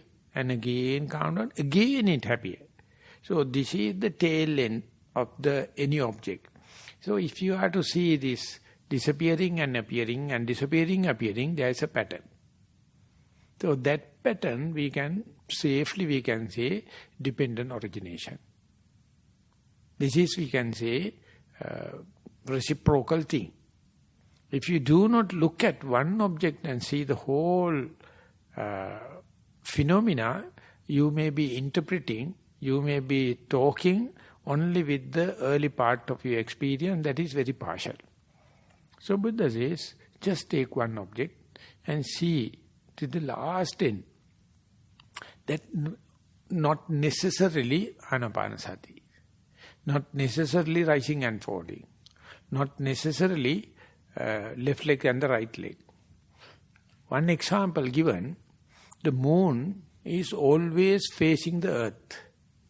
So therefore, moon is rotating one cycle while it is rotating the earth. So always same facet. Still scientists observe it for 40 years and they found an oscillation of 5 degrees. So now, if you are not continuously observing, they can see only 50%. Now they know 60%. When it is turning this way, 5%. When it is turning this way, another 5%. So they can map. Because continuous observation. There are little oscillation. There are little changes. So you have to be so sharp. What is happening to your anapanasati? What is happening to your rising and falling? What is happening to the left leg and right leg? There's a story behind. If you are losing the sight, then you lose the game. So therefore look at it. And if you know only one object that is applicable to the whole world, that is called deductive knowledge, that is called inferential knowledge. So Anapana is well enough, but it must not be only Anapana. Even the rising and falling can do it. So therefore, please, instead of changing the object, do utmost to keep one object in view with, not only keeping the object in view with, just see chronologically what happens. Always there is a pattern. And it is universal. Once you see, you find the sensuous pleasure is changing the object. Changing from seeing to the hearing, to the nose, smelling, tasting, touching. So that is what I call luxury. Instead of have one object continuously, Buddha says maximum 7 years. You understand what is the secret behind. Not only 7 years, he says reducing and says 7 days. You can see it, but how much you must be patient, not take the object as permanent thing. If you take it as a permanent thing, you will be a samatha yogi. If you are going to see object as the impermanent and it is changing nature, then you will be a vipassana yogi and you can see each and every object is talking the same story. And then you can share it. So that is therefore not only the anapane, not change the object. Try to be with the same posture, same object as long as possible. The Buddha put it in this way. People cannot understand the truth of suffering because they are changing posture. Because you love your body, you love your life, so therefore change. Otherwise, truth of suffering is 15 minutes sitting in the same posture is suffering. You need not any imported kind of suffering. This is what you call the truth of suffering. So if you are moving and changing, so that means you are hating the truth of suffering. And you ask whether when the pain is there, should I apply a little bit of Siddha labor? Is it okay for the meditation? Or should I apply Vendol? Which one is prefer Bhante? So you can understand lullaby, what you do with your body. More you practice, there's an endowment. You can be in the same posture, you can be in the same object. And then only you can see, as the time increases, you are nearing to the truth of suffering. If you change it little, again you have to start with the zero. It's called the snake and ladder game. You go to the head of the snake, you have to go to the light. So this is the kind of thing, but anyway, there is no other way. It's the only trial and error method, but the question is in Sinhala. ගරු ස්වාමින් වහන්සේ අවසරයි ප්‍රායෝගික ගැටලුවක් निराකරණය කර ගැනීම සඳහා මෙසේ ලියමි. අද දේශනාව පරිදි සති අසති දෙකම වාර්තා කිරීම ඉතා වැදගත් බව දේශනා විය. මෙවැනි වැඩමුළුවකදී එය කමඨහන් වාර්තා විදිහට ඉදිරිපත් කළ හැක. එහෙත් ගෙදරදී හෝ හුදකලා ස්ථානයක සතිය වඩන විට වාර්තා කළ යුත්තේ කාටද කියා ප්‍රශ්නයක් මතුවේ. පිළිතුරක් බලාපොරොත්තු වෙමි. මා මාගේ කල්යාණ මිත්‍රයෙකුට පවසා සාකච්ඡා කිරීම පුරුදු කරගෙන යමි. ඔබ වහන්සේට නිරෝගී සුව පතමි. තමන්ගේ කල්යාණ මිත්‍රයෙක් සාකච්ඡා නැත්නම් ජර්නල් එකක් මේන්ටේන් කරන්න. ලියන්න මේ මාසිකට සුමානකට සැරයක් වාක්‍ය දෙක තුනක් ලියනවා නම් ඒකේ ප්‍රෝග්‍රස් එකක් තියෙනවා. ඒකේ දියුණුවක් තියෙනවා. ඒ නිසා මේ කෙනෙක් ඉන්නවනම් හුඟක් හොඳයි. ඒව නැත්තම් තමන්ම ජර්නල් එකක් මේන්ටේන් කරන. දැන් අපි ඔය සතිපාසලේ ළමයින්ට ඒ පුංචි ළමයි ලියනවා. මම ඇවිද්දා මම අද්දක දෙපැත්තෙන් තියා හිටියා. මීටරයක් විතර ඉස්සරහින් බලන් හිටියා. ඊ මං අහනවා පියවර කීයක් යන්න පුළුවන්ද කියලා. 10යි. එහෙනම් අද ලියන්න 10යි කියලා. ඒකල බලන්න තව දවස් කීපයකට පස්සේ 11 වෙනි කවද්ද කියලා. 12 වෙනි කවද්ද කියලා. ඉතින් අර ජර්නල් එකම එයාට ප්‍රෝග්‍රස් රිපෝට් එකක් එනවා. ඒක නිසා මම බුරුමේ ඉන්න කාලේ මම ළඟ පොත් 14ක් තිබ්බා. අවුරුදු 3මාර ඉවර වෙනකොට. මොන්ටර් එක්සර්සයිස් පොත්. ඔක්කොම අරගෙන එනකොට සාමාන්‍ය අත්මලු 7ක් තිබ්බා මම ගාව. අවුරුදු 4මාර ඉඳලා එනකොට එයාපෝට් එකේ ඉන්නේ දෙකනේ. ඉතින් 6ක් විතර රිටර්න් වුණා. ඒකට මම අඬ ගහන්නේ බුදුන් සාංශික උඹලා මේ එන්නේ මේ තෘෂ්ණාව නැති කරන්න කියලා. එනකොට ආවේ එක බෑග් එකයි දැන් බලපන් 7ක් තියෙනවා කියලා. මොකද මේ භාවනා කියන වචනෙට වඩනවා කියන එකකුත් තියෙනවා අර්ථයක්. භාවනා කියන්නේ කල්ටිවේට් කරනවා ඉතින් මේකත් වැඩිලා තියෙනවා. ඔබ වහන්සේ බය වෙන්න එපා මම ඒක පස්සේ ගෙන්න ගන්නම් කියලා මේ එම්බසි බෑග් එකේ දාලා ගෙන්න ගත්තා. තාම මයි ළඟේ පොත් සෙට් එක තියෙනවා. මේ 92 ඉඳලා 96 වෙනකන් මං කොච්චර මොඩේක්ද කියලා මට කියනකොට තේරෙනවා.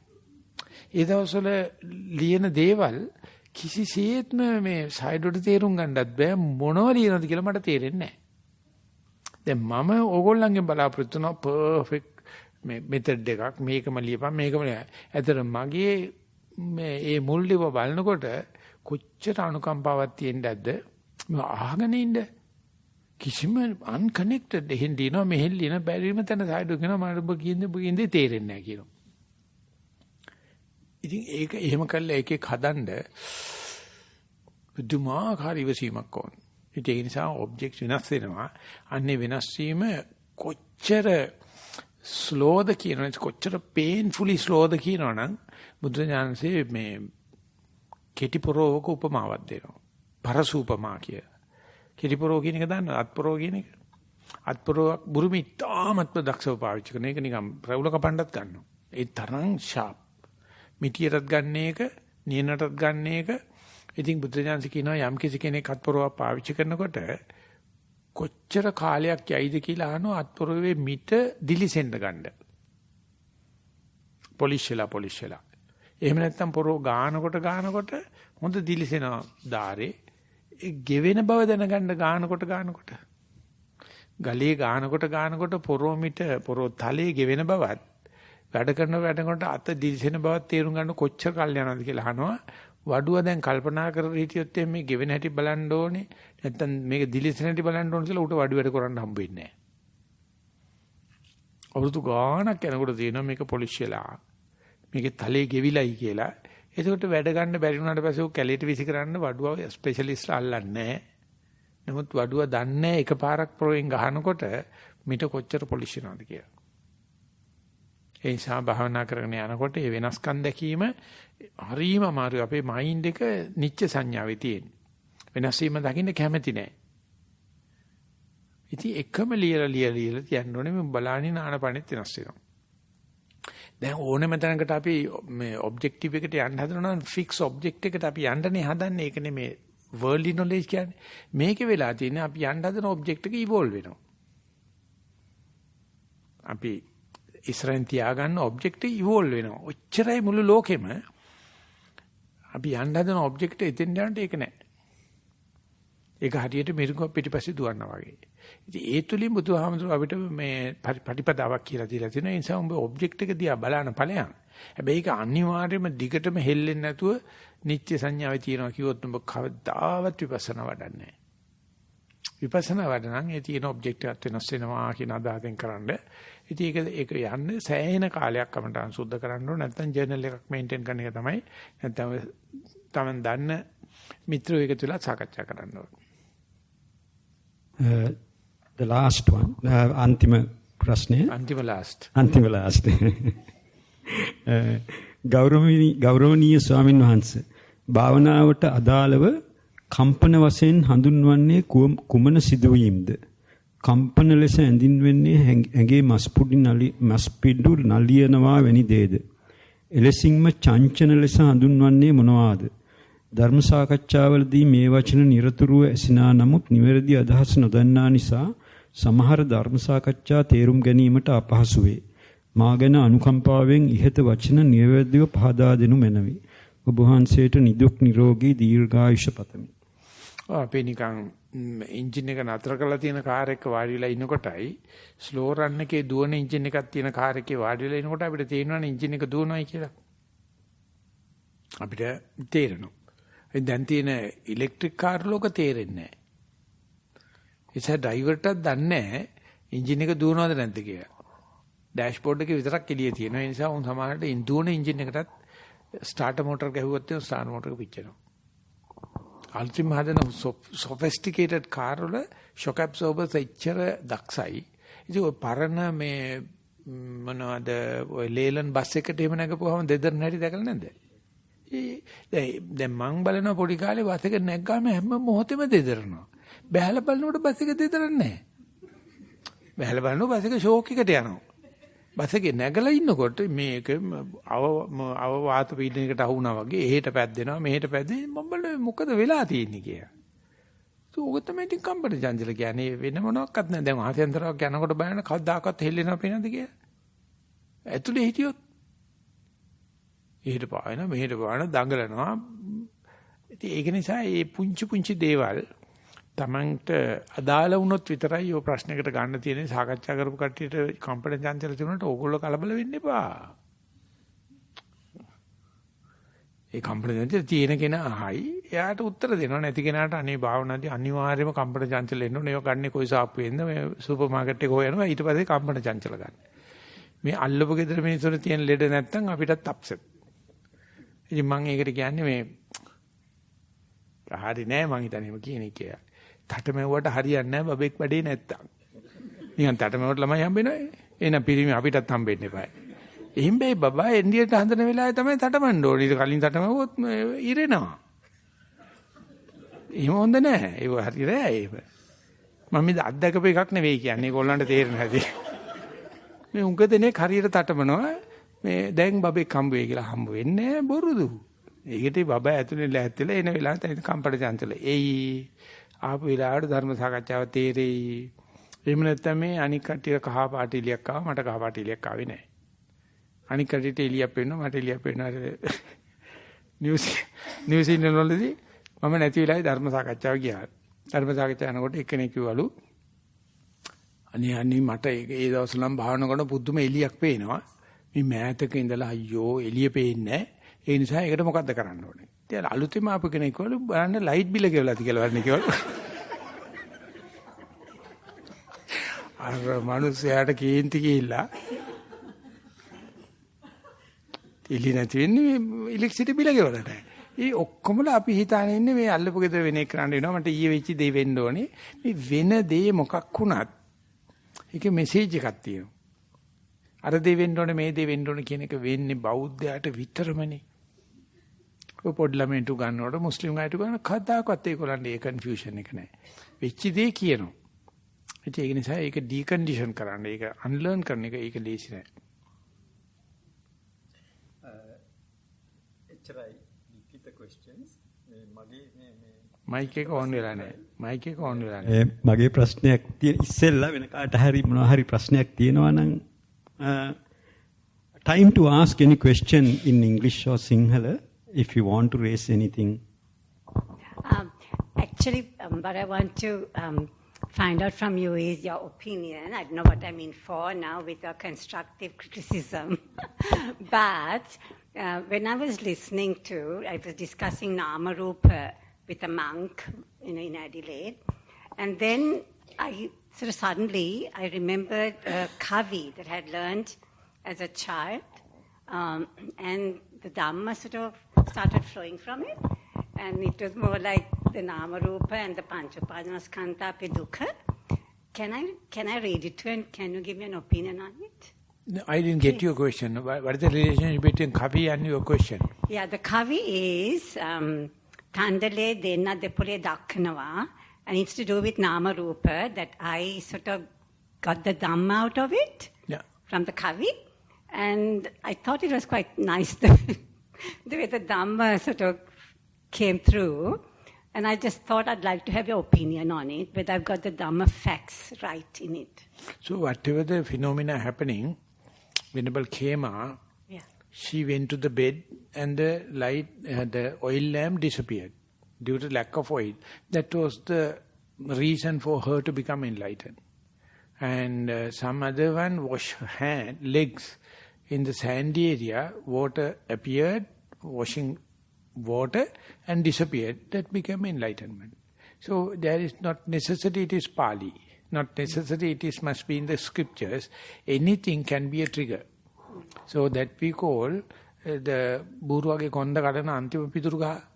How do you say? Last straw that broke. Yeah. So wherever may be, if it is almost there, the one straw will break the backbone of the camel. So likewise, wherever it is triggering, we don't know. So it depends on the interpreter. Any person can give any interpretation. So therefore, some people use this aesthetic method of using diagrams and the poems and kind of thing. Some people use mathematics and the maths as a measure. It depends.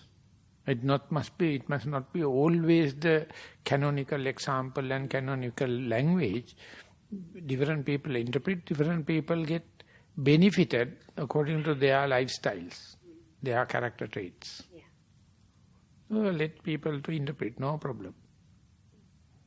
I was wondering whether I can read it to you to get your opinion on it. I have got it with me here. You have? Yes. You have some kavi? I have, not the kavi, but how I interpreted it through the Dhamma. Interpret that particular phrase. Yeah. So my interpretation may be my own. So that may, so yes. I don't know. I don't know how much it is relevant to meditation. Maybe not People to meditation, but in to any the way. Dhamma. Huh? Not to meditation, but to the Dhamma, but maybe it's relevant to the subject you're teaching at the moment. Because it's to do with Panch Upadanaskandha. First and foremost thing is, just read the Satisampajanna Sutta as a best source. Yeah. And we are talking along that. And there may be some equal suttas in the canon itself. Mm-hmm. There may be some other writers' writings helpful, but it's an open subject. Yeah. I can say whether it's everyone is beneficial or non-beneficial, I can't predict it beforehand. Yeah. Okay, thank you. Thank you very much, Bhante, for giving me the opportunity. My question is, I don't see that much difference between samatha and vipassana. Because in samatha, when at a certain point everything turns into energies, even the energies can be observed, like when you look into a pot of boiling water, there's nothing there, but yet there is something there. And the same thing can happen in the samatha meditation, that there is a subtle movement of energy. So when that happens, by observing it, I actually fulfill the vipassana aspect of the samatha meditation. So for me, more is now the question, how to bring the whole energy flow to an end. No, how to find the end of the energy flow. Yeah. No, energy flow is, as far as the world is concerned, world is energy. Yeah.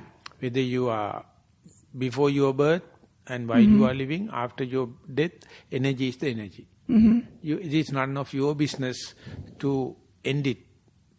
So you have to understand energy has some characteristics, non-local, no specific gravity, and it is the source of everything, and it can change into the matter or immaterial. It can be a visual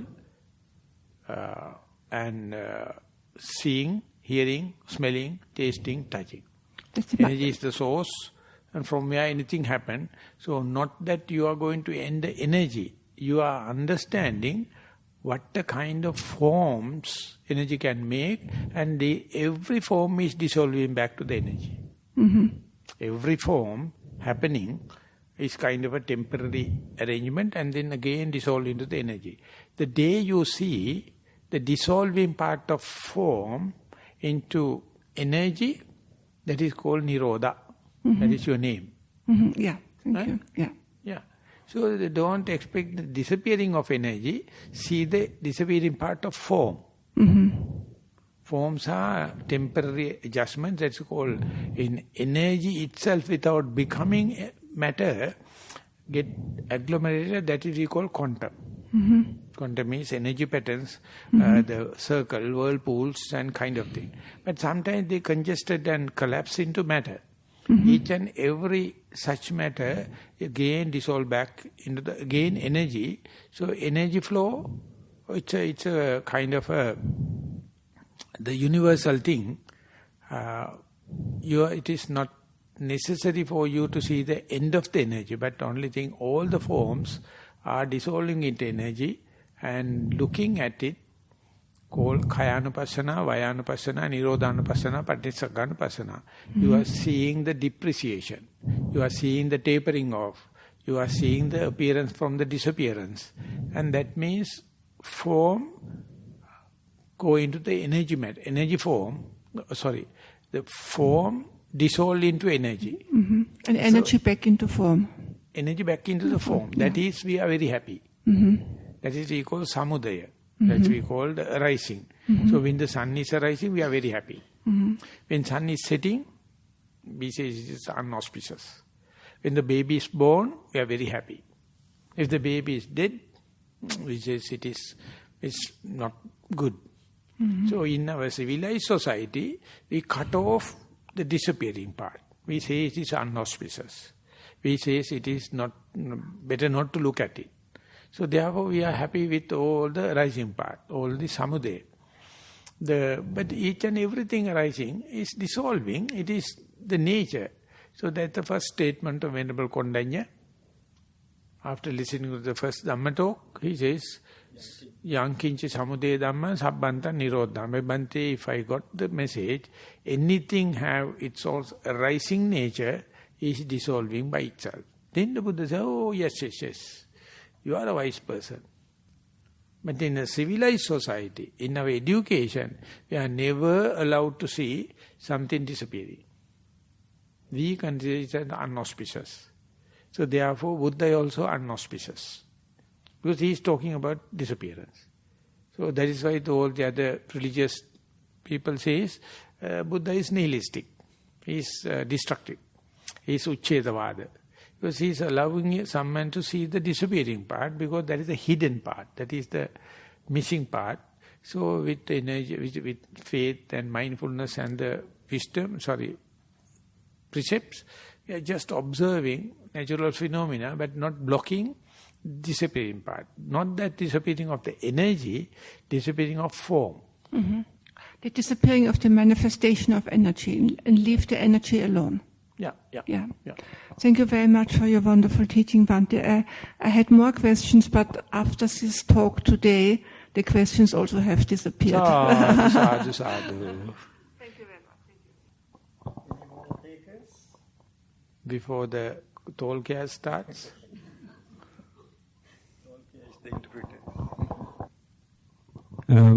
Perhaps I might ask in English. Again, continuing that trend, Nirodha's trend. Bhante, you mentioned in answering that last one before the last Sinhala question, in fact it is related to the same question what Ajahn Nirodha raised, and part of that question.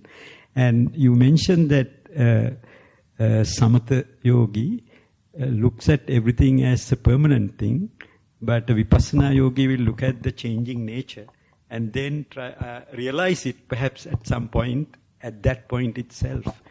But as a Samatha Yogi, without the label, what you are saying is that Samatha Yogi will look at the breath, not the individual characteristics or anything, but breath as breath, in-breath or out-breath, and then through that may go into a samadhi, and then once in that samadhi, that then when you come out of it, you look at it, the samudaya, the rising and the passing, that this is also not permanent at that point. So, in effect, I have to say that though it hasn't happened many times, because the bliss, I think, leaves us in that animated condition. So, are the samatha yogis delaying the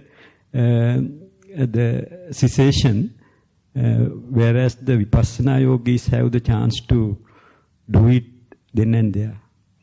So, first of all, I have to thank part of the question by Venerable, and the only master I saw comparing and considering the samatha and vipassana is equal, only Achancha. He never discriminate. He says, give the mindfulness as the first and foremost. It was a shocking thing for me. But in the Burmese tradition and our traditional interpretation, it's a huge two lists, two characteristics. When the vipassana is, these are the characters. These are the samatha characteristics. So first time I went to Venerable Paok Sayadaw as an interpreter. And everyone knows I am a vipassana fellow. Paok Sayadaw is an utter samatha fellow. So we were to Kurunagala, and it was a nunnery. Everyone knows practicing Maha system, the opposite of the Paok system. And in the discussion, Sayadaw told, see in-breath and out-breath as two units. So I had the idea, is it okay, Bhante, to ask them to see the touching point? I never translated it.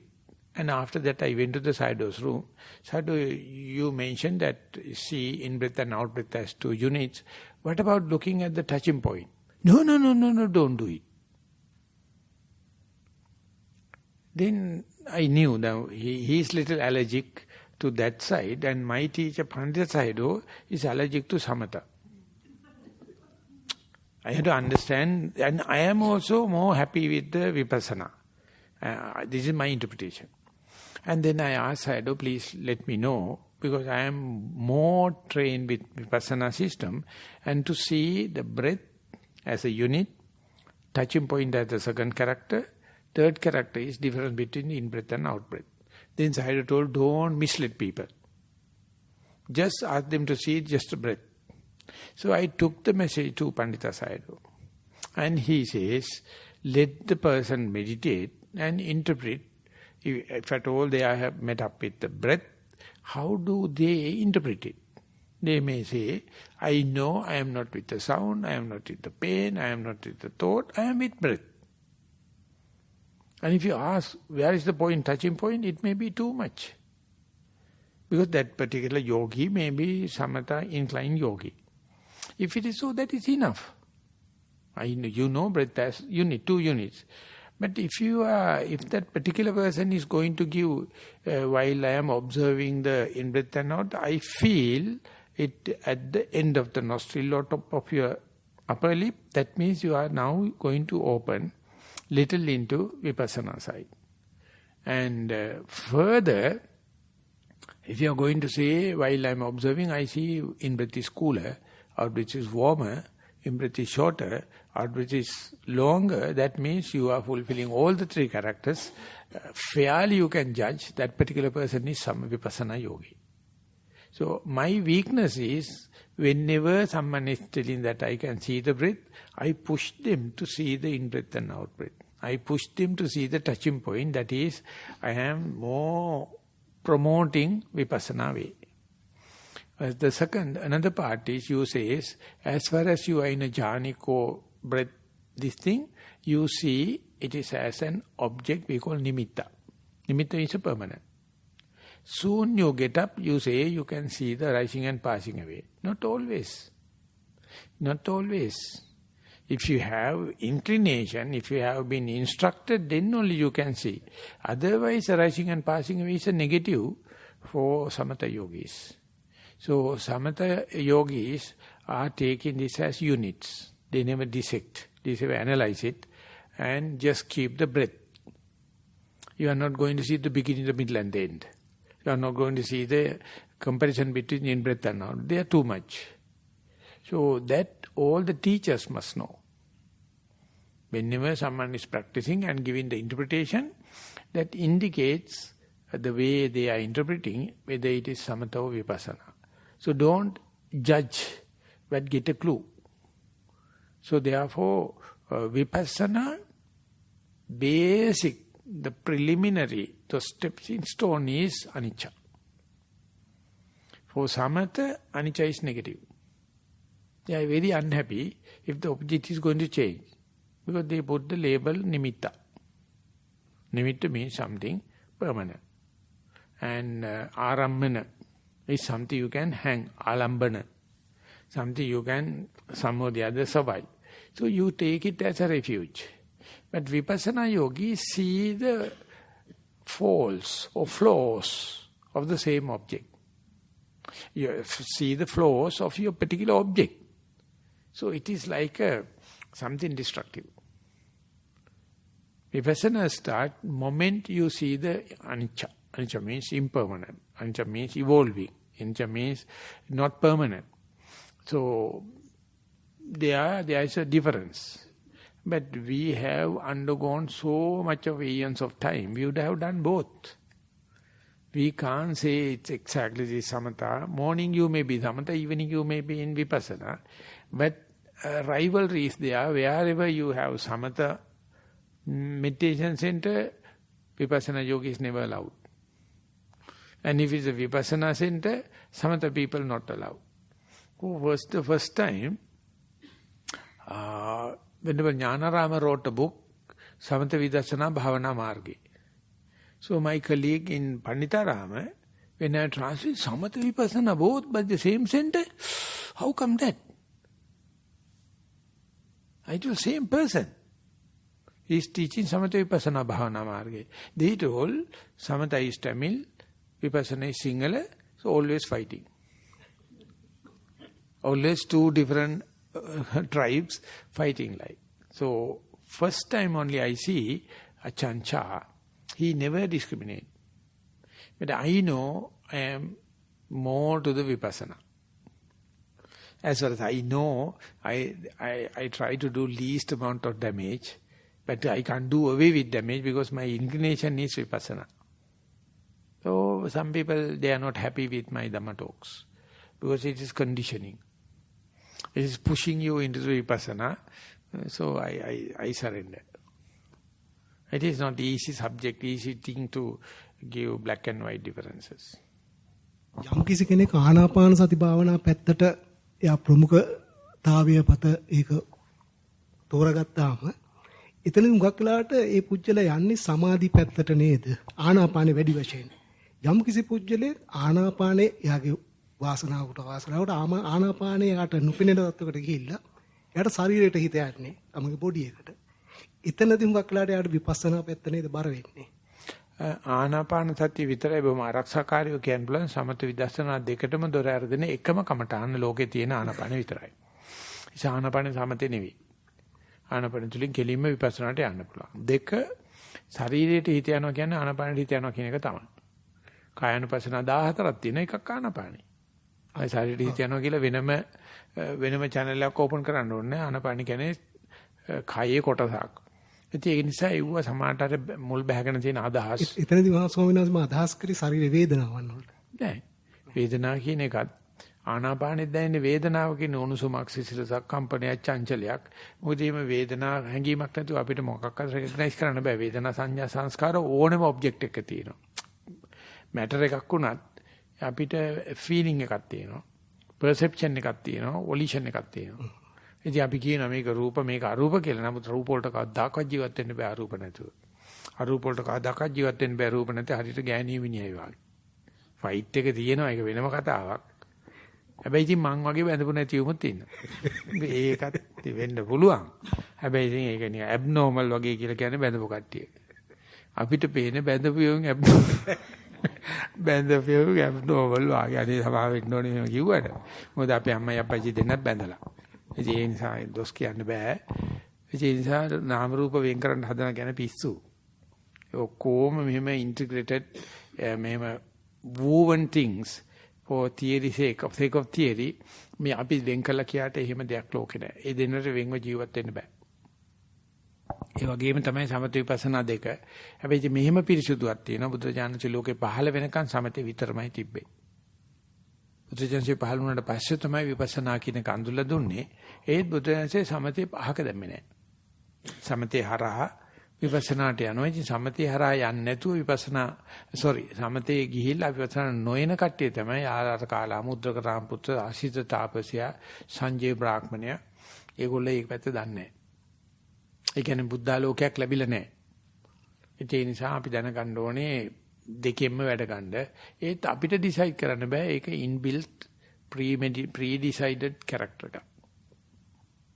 ස්වාමීන් වහන්සේ මේ බුද්ධ දේශනාවේ තියෙන්නේ සමත පූර්වාංගම විදර්ශනා පූර්වාංගම සමතේ සහ යුගනද්ද කියලා. දැන් විපස්සනා විතරක් කියලා කිව්වොත් ඔය කොයි එකටද වැටෙන්නේ? විපස්සනා පූර්වාංගම කියලා තමයි කියන්නේ. පටන් ගන්නකොට ඇක්සස් එක විපස්සනායි පස්සේ සමතට යනවා. සමහරු සමතෙන් ඇක්සස් කරලා විපස්සනාට යනවා. සමහරට ওই දෙකම මික්ස් එකේ. ඒ කියන්නේ යුගනද්ද කියලා කියන්නේ දෙකම හරක් දෙන්නෙක් බැඳගෙන. බාගේ බර කරත්තේ කිව්වහම බර කරත්තේ හරක් දෙන්නෙක් බැඳගෙන යන්නේ. යුගනද්ද කරගෙන. යුගනද්ද කියන්නේම එක නගුලට දෙන්නෙක් බැඳගෙන.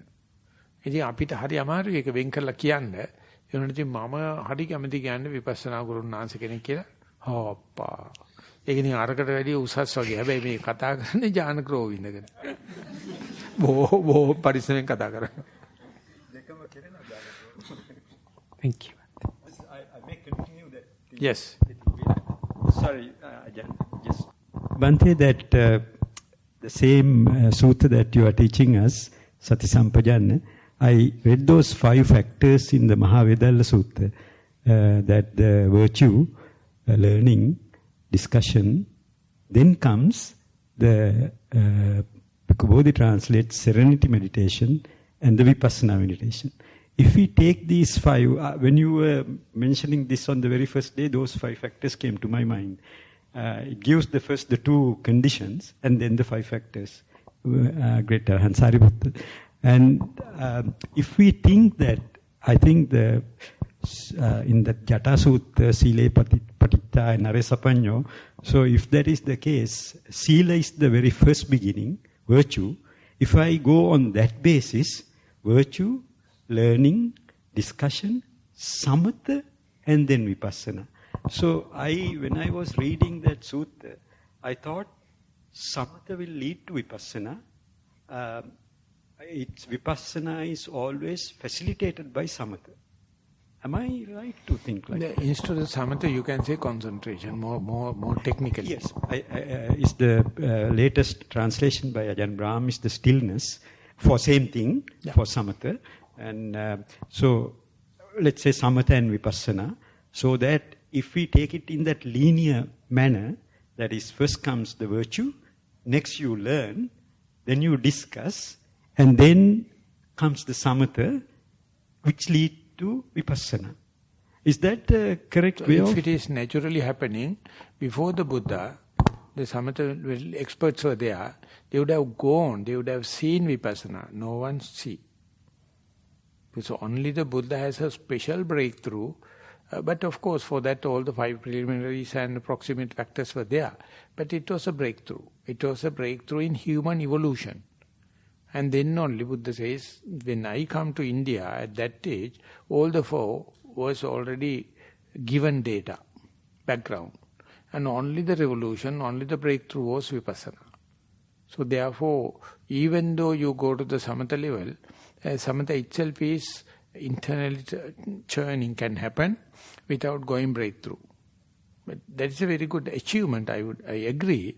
But going away from the orbit, jumping out of that, samatha won't give the condition. Samatha give the opportunity. It says Satisampajanna hoti, that in this particular sutta also there. Soon after the virtue, we go to the samatha. And samatha never happen if you don't have virtues. Whenever samatha happen, you have the background, proximate cause for vipassana to happen. So you may be not going to that. You may be a phobia for that because you are not happy with changing nature.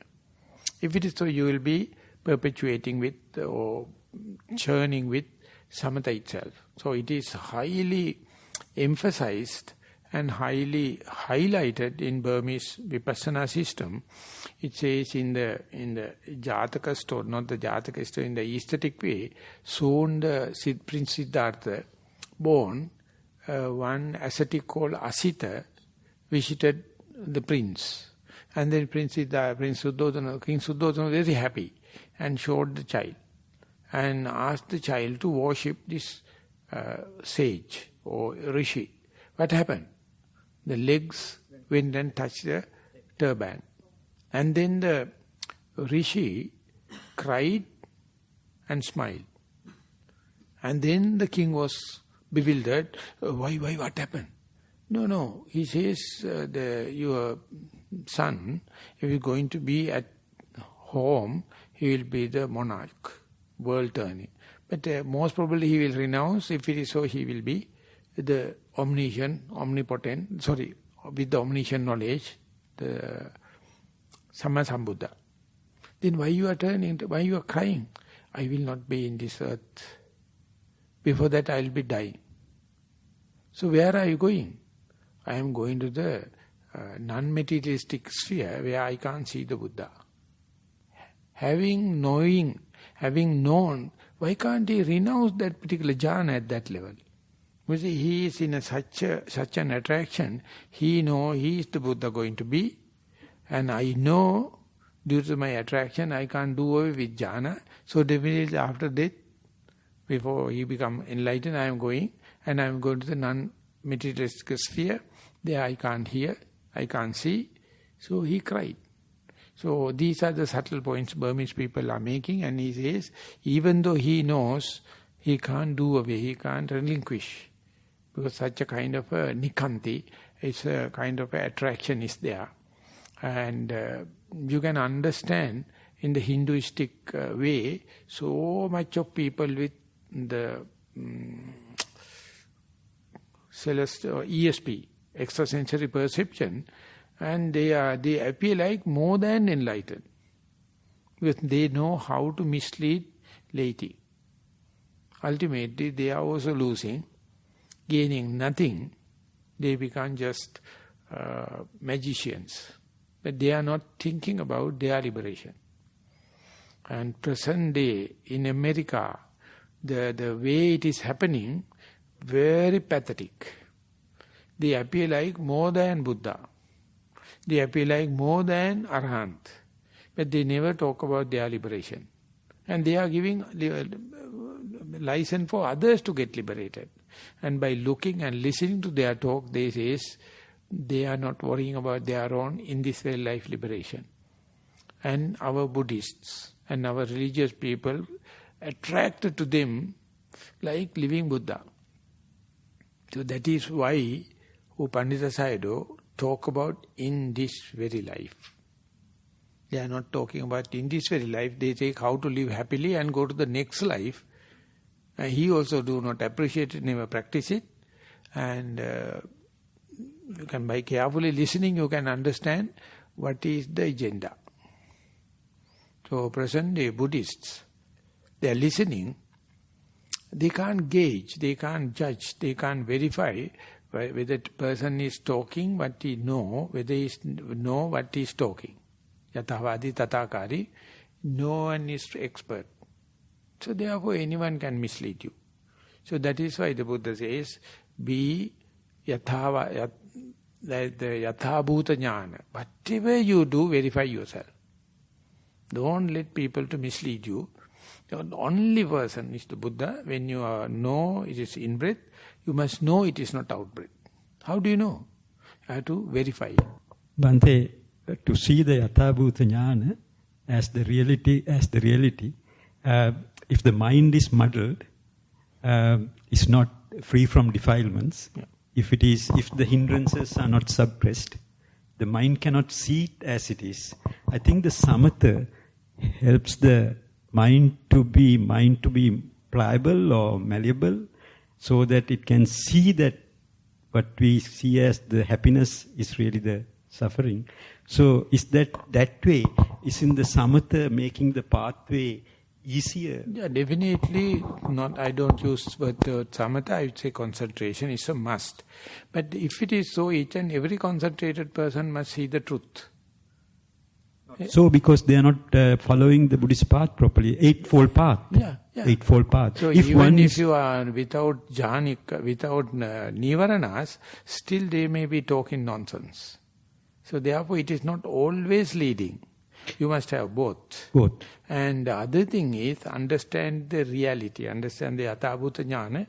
You can do at the physics level, not at the supermundane level. So that is the what normal people can understand. But will it lead to the Nibbana? Not leading Nibbana, leading to Yathabhuta Jnana, at the gross level. Don't believe everything what the people are telling. You must have the touch. You must have the verifiability. You have to have the clear witness, otherwise don't believe. So it appears like going against religion. Appear like very scientific. So the Buddhist teaching never threatened by scientific approach. This is the only person you can do. Other people, they can't. So therefore, even below level, even before going into the jhanic or nivarana level, the normal day-to-day thing. Yes. This is just science.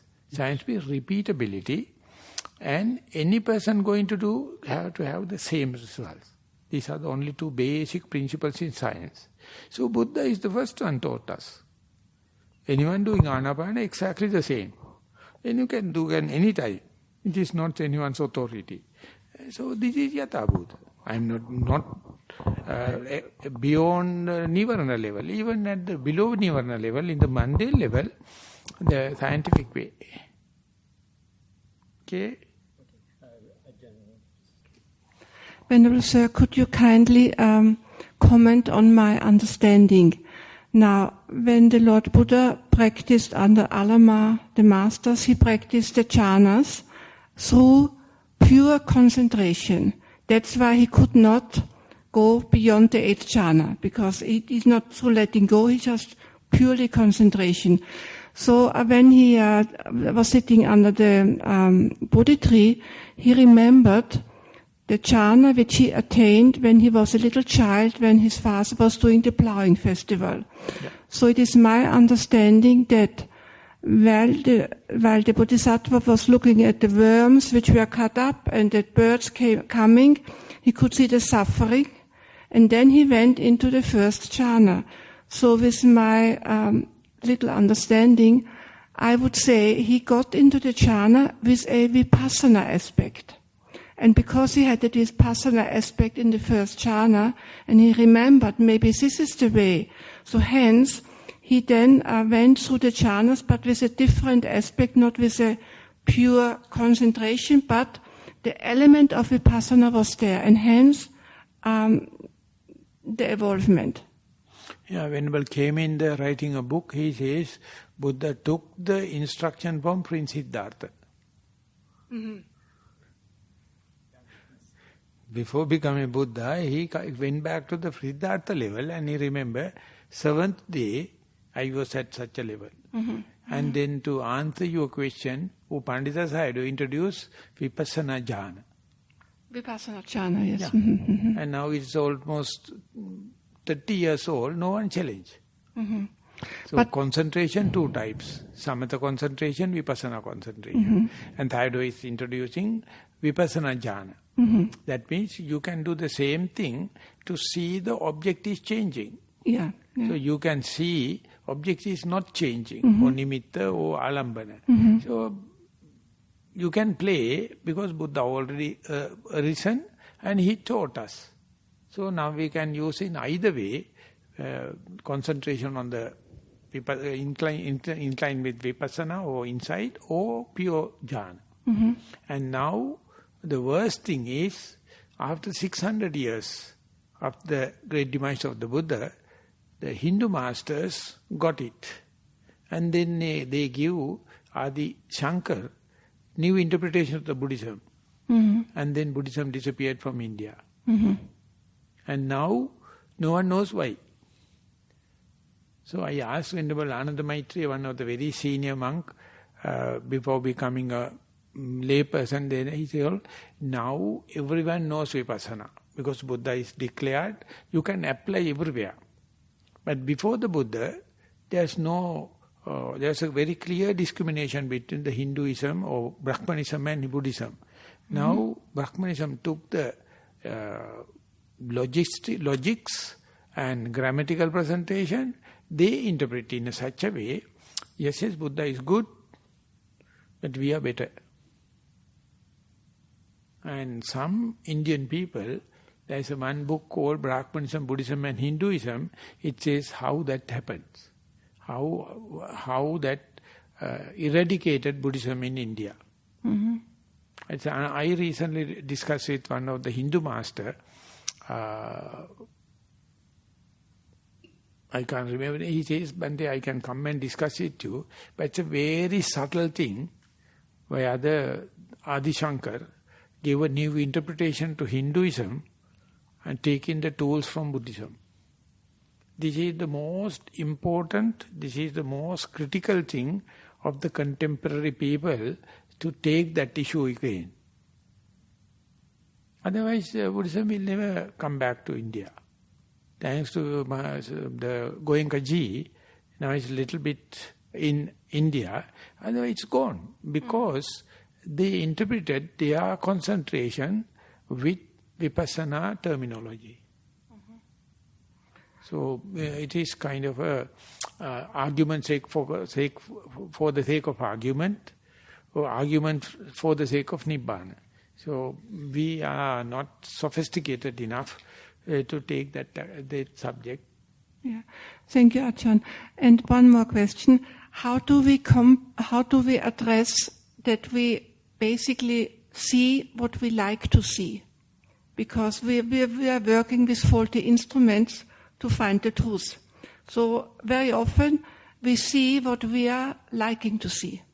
So that's what we call what you see, that you are. If you wish to see him as a good person, yes. No one is telling that it's good. But if I wish to see him as a bad, yes. So whenever you see the flux, whenever you see the goje, you can see as an auspicious thing or bad omen. So Buddha says, Mano Pubbangama Dhamma, Mano Setta Manomaya, Manasache Pasannena, Bhasativa Karotiva, Tatoman Sukamang Veti.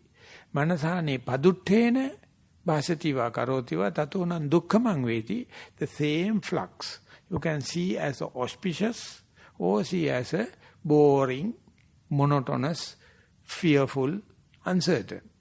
If you are looking at with the pleasant mind, it's leading to the happiness. If you look at it in the unpleasant way, leading to the suffering, you are the creator. The same very flux, same very goje, same very santati. It depends on your mood. So therefore, let it happen 1,001 times. Even though you are in a rut, to see it as unauspicious, give a chance and see, look at from the love spots, better side. Even if you look at in the better side, look at from the negative side. Otherwise, Yoniso Manskara will never happen. Because you are already in a rut, already in a pattern. You have to break it, at least theoretically. Thank you very much. The discussion is in that sense very vital. Thank you very much. So this is the balance. Yeah. The balance. Sadhu, sadhu.